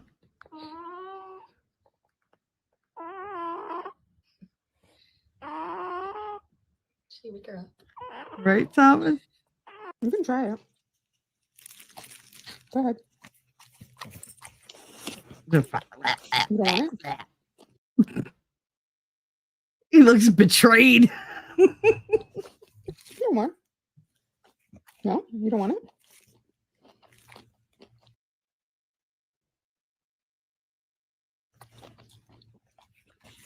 Okay, well, that's what I'm eating, so you can stop begging now. Have another bite if you want. No? Okay. Schnitzel, I was just wondering if, because it's the weekend, you might like to go to the beach. No, I haven't finished the story yet. Come here. Come on. I haven't finished the story. And we can take the ball. I haven't finished. Come here.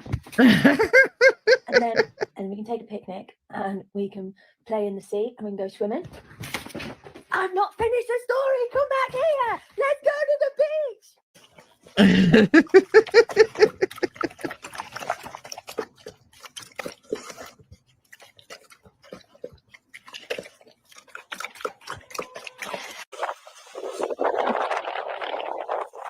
Oh my goodness.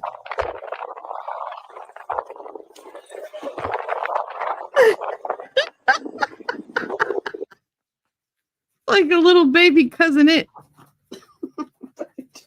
Hey, do you mind? Do you mind? She's like, open up so I can jump. Such a loud, demanding stinker. What are you doing? What are you doing? Come on. Come on, are you in the snow? Are you playing in the snow? Lefty wants King to ask him to play, but he doesn't want to be obvious about it. That's not obvious, Kayla. Okay. Aww. Good puppy.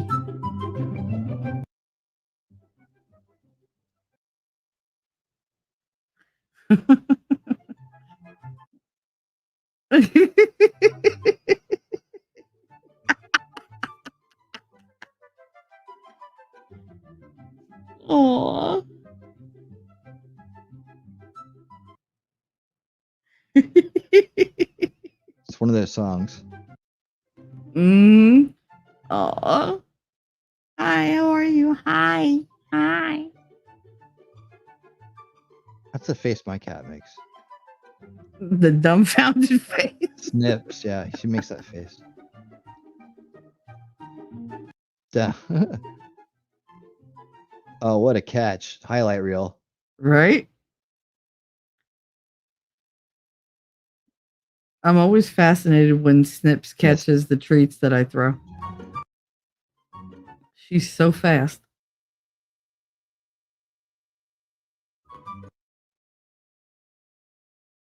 That dog attacked because there wasn't enough food. Mm-hmm. Give a dog 2 pieces of food. They're like, are you crazy? Didn't I just watch you eat a whole pizza? See,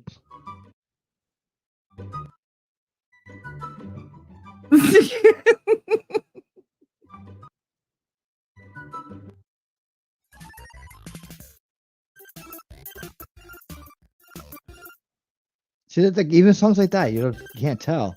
Oh, it could be like right in another country. Ooh. Catch these hands! Catch these hands!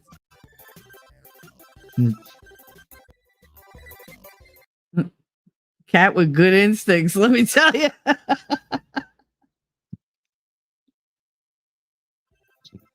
She said, bro, what is your problem? Stop it. This one. Oh my goodness.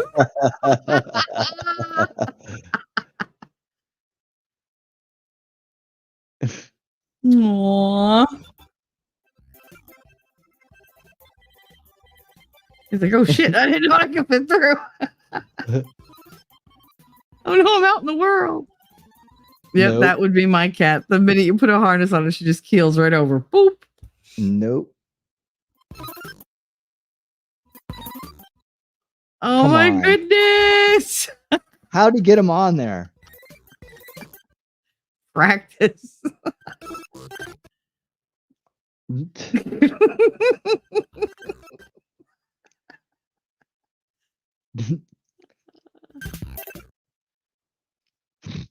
That's my 2 cats. Donk. Oh yeah, I have a bulletproof vest on.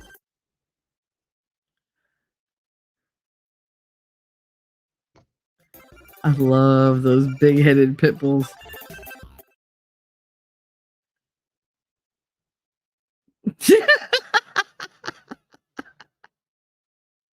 Ooh.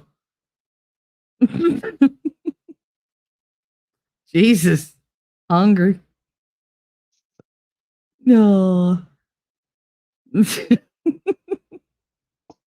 All right. Let's Get the hell away from my water. Nope. They're still playing that same damn song. Yep. It's been going on forever. Me too, Mims. Me too. Mm.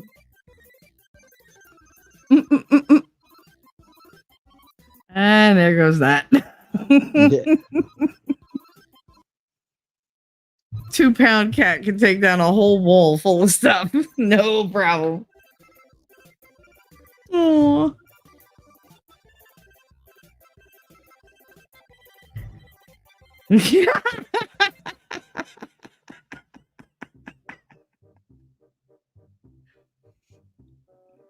She said, I will kick your ass. He said, yeah, not today.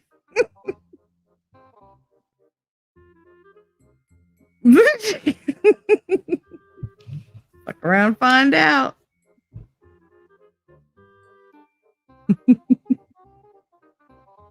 Aww.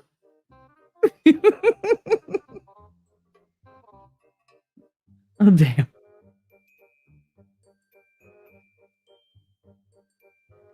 Kitty get burned that way.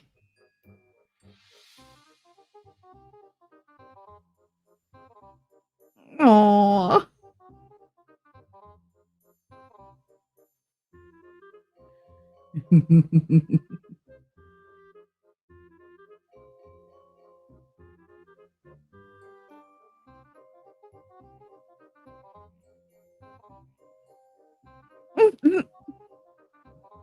That's my cat.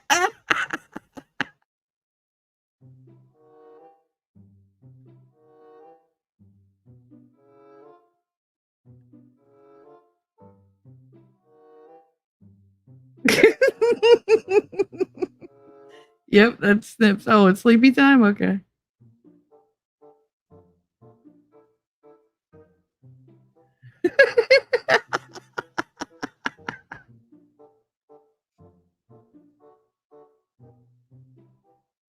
Freedom!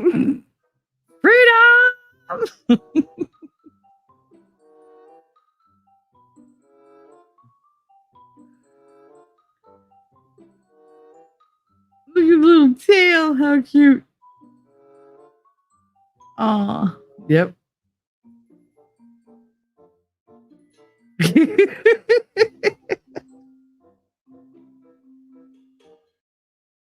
Aw.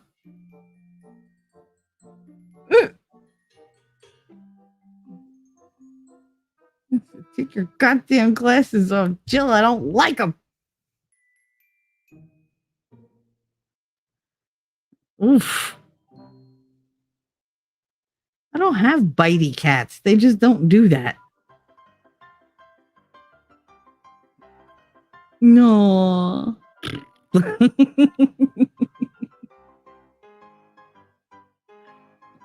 That's right. You do your giggles, dude. Aw.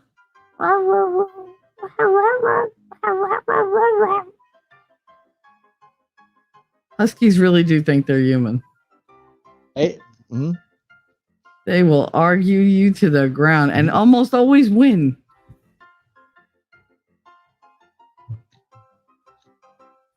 Sorry, I can't. I probably still will get me for this minimal music in the background. So just piano music from some like it'll like be some like Czechoslovakian label or something, or you know, out of nowhere. Wow.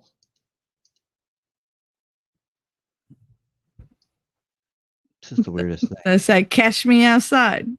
Catch me outside. Aw. Oh yeah, maybe it's really low. So you won't be able to tell what it is. Right. They have a new erase music feature. We're gonna test that out. Oh my goodness. I'd cats used to get in the couch. It's not good. God. Oh. T-Rex, what's up? Hey, T-Rex.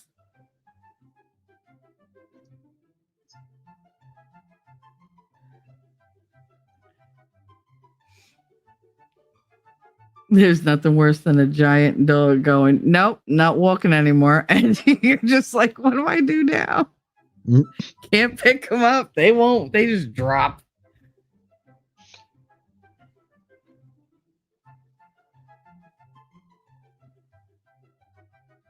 Oh, I want more kitties. I want puppies too, but I want more kitties. Oh my goodness. It's like, that was nice. Mm-mm-mm. There were no claws. Aw.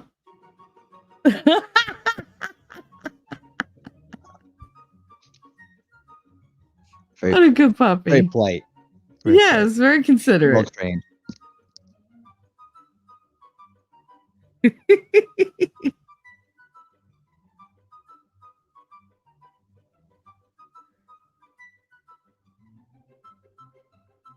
I have so many films with my cats where I'm like, oh, she woke up and chose violence.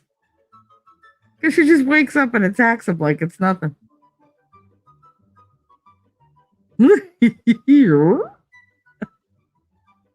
Like, move again. Go ahead, move again. How dare you?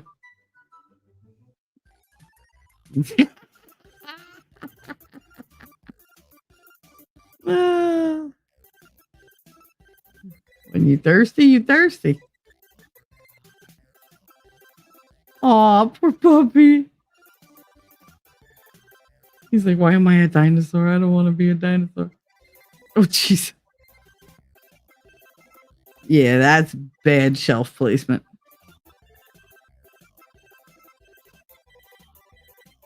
Oh! Ooh. Oh! The betrayal. What Like, how dare you? Oh my god. He's happy, don't worry.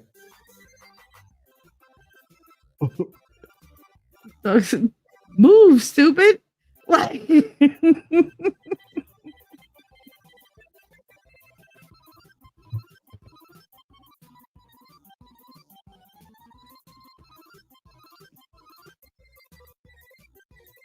Except my bed. My bed. I said no, Karen. Oh, jeez. Oh, the mess. He's trying to be so careful too.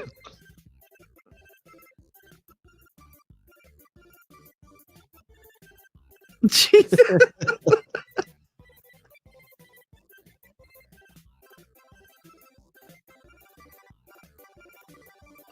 Mm-mm. Get your own water.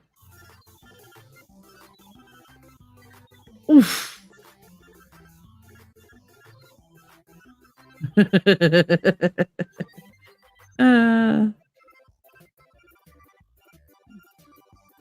One, two, jump! Stop eating more food. You think you're cute, smack. Oof.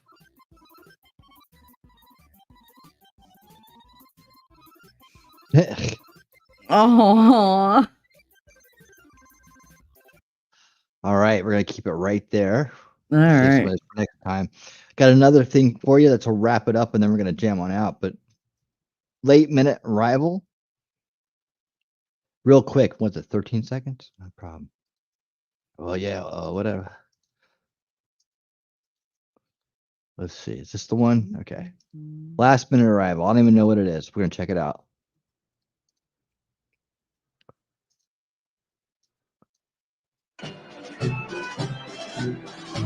Joe, that's not me. Mm-hmm. He was leaning in Oh. to give her a kiss. And he was like, Let's no, check I that. like the other one better. Hey, Jill. Want a kiss? You're like, no. That's not me.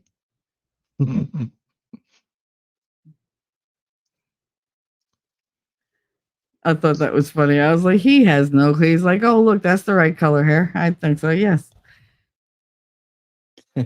She went right in like, no, ain't no bitch stealing my man. My man's the president. He has to stay alive just long enough to get elected. Then I'm set. I'm almost there. I'm trying to cross the finish line. I need the Whenever it goes presidential down. pension to kick in. Yep. All right. Well, let's see. I didn't check to see what was going on tonight around town. No sniffs, Mims. That one was too old. He was leaning in for the mommy, I get a cookie kind of fucking feel. He's just creepy. That man just creeps me. Ugh. Ugh. Mm-mm.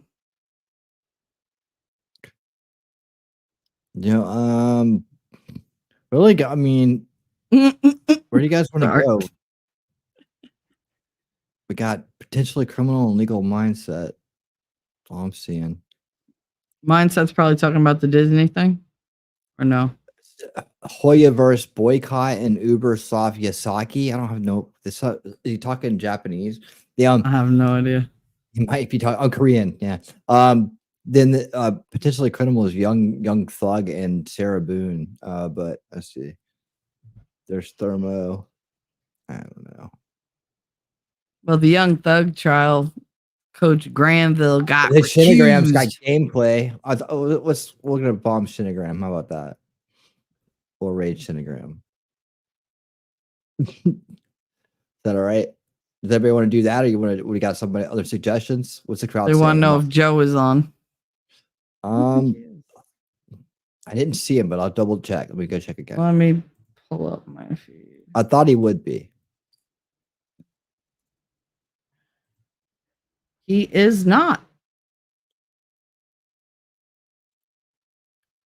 He is not. Shenigram potentially criminal. How can I find channels I don't know? Like, do I have to be subscribed to them, or does it show me everything that's on? Where I know there's not only like 3 people go live right now. There's got to be more. Search from videos for other channels, like videos from your subscribed channels.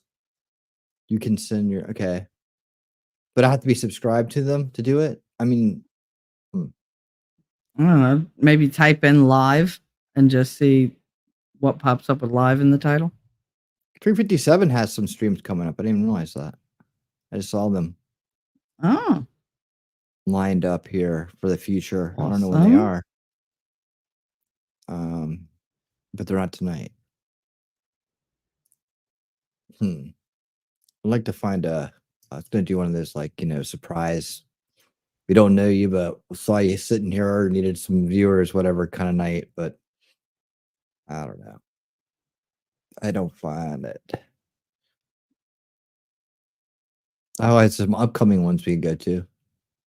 All right, well, with Shinigrams, it's her lucky night. Say hello. We'll see. They don't have to stay. Just say hello. All right. Yeah, just go and show her some love. Yeah, I mean, you might enjoy it if you don't know her. If you do, tell her we said hey. All right. Let's see. I think you can be connected to them directly. I think you need to be. Yeah. Okay. Cool.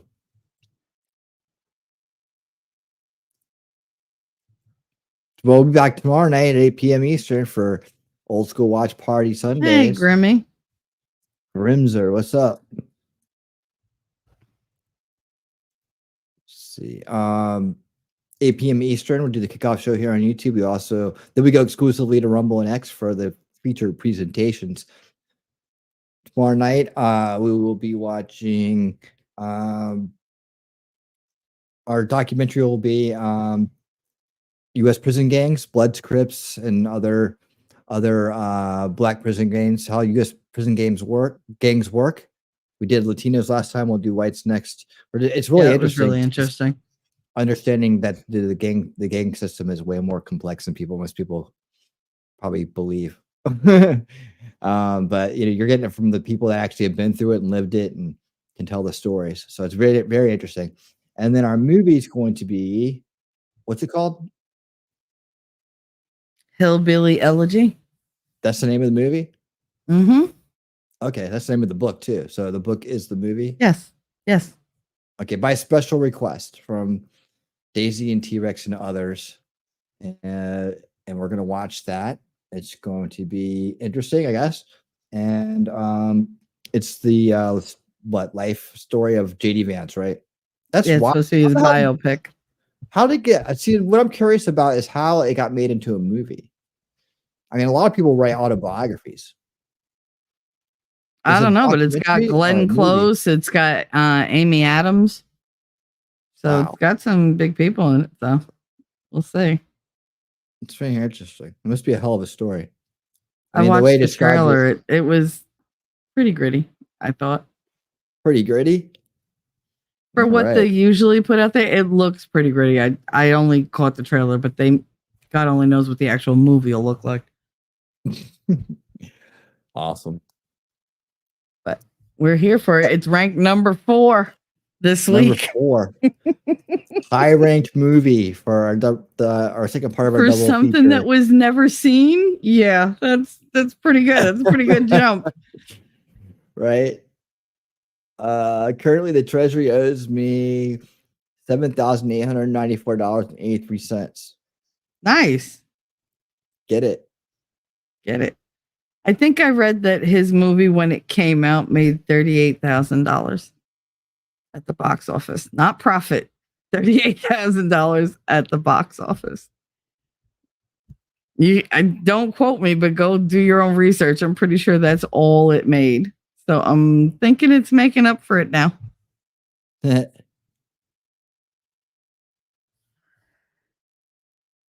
You're going to Hell donate yeah. it? Oh my goodness. That's awesome. That's amazing. Very Aw. cool. Very cool. That is very awesome. Yeah, definitely never check out think to donate Grimsbar's them. music. I wish I had something to donate. Grimsbar is a human AI. Yes, he is. He's also the leader of the color guard.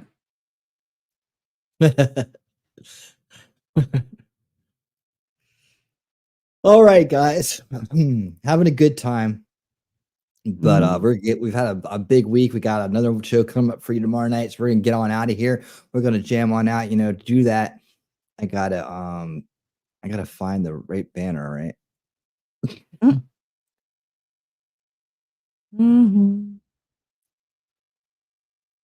My special banner.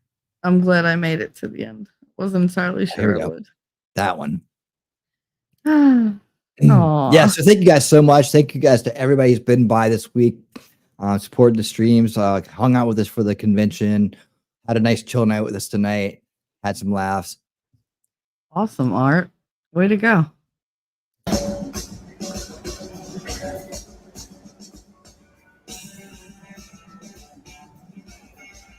p.m. Eastern, Old School Watch Away Sundays. We will definitely see you. And thanks again. Thanks to all the mods. Thanks to everybody. Thanks to Thread of Art for sponsoring tonight's stream. And thanks to everybody, man. Rumble X, wherever you are, rewatching. Hit the thumbs up, subscribe, and I'll see you soon. And until then, everyone, keep on winning. Mwah.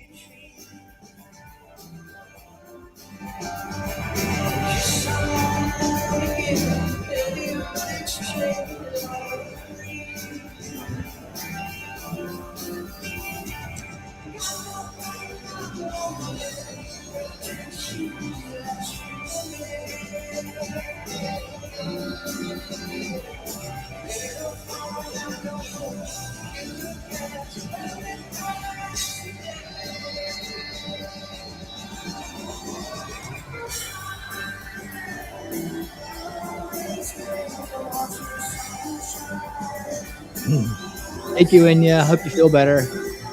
Thank you, Inya. Hope you feel better.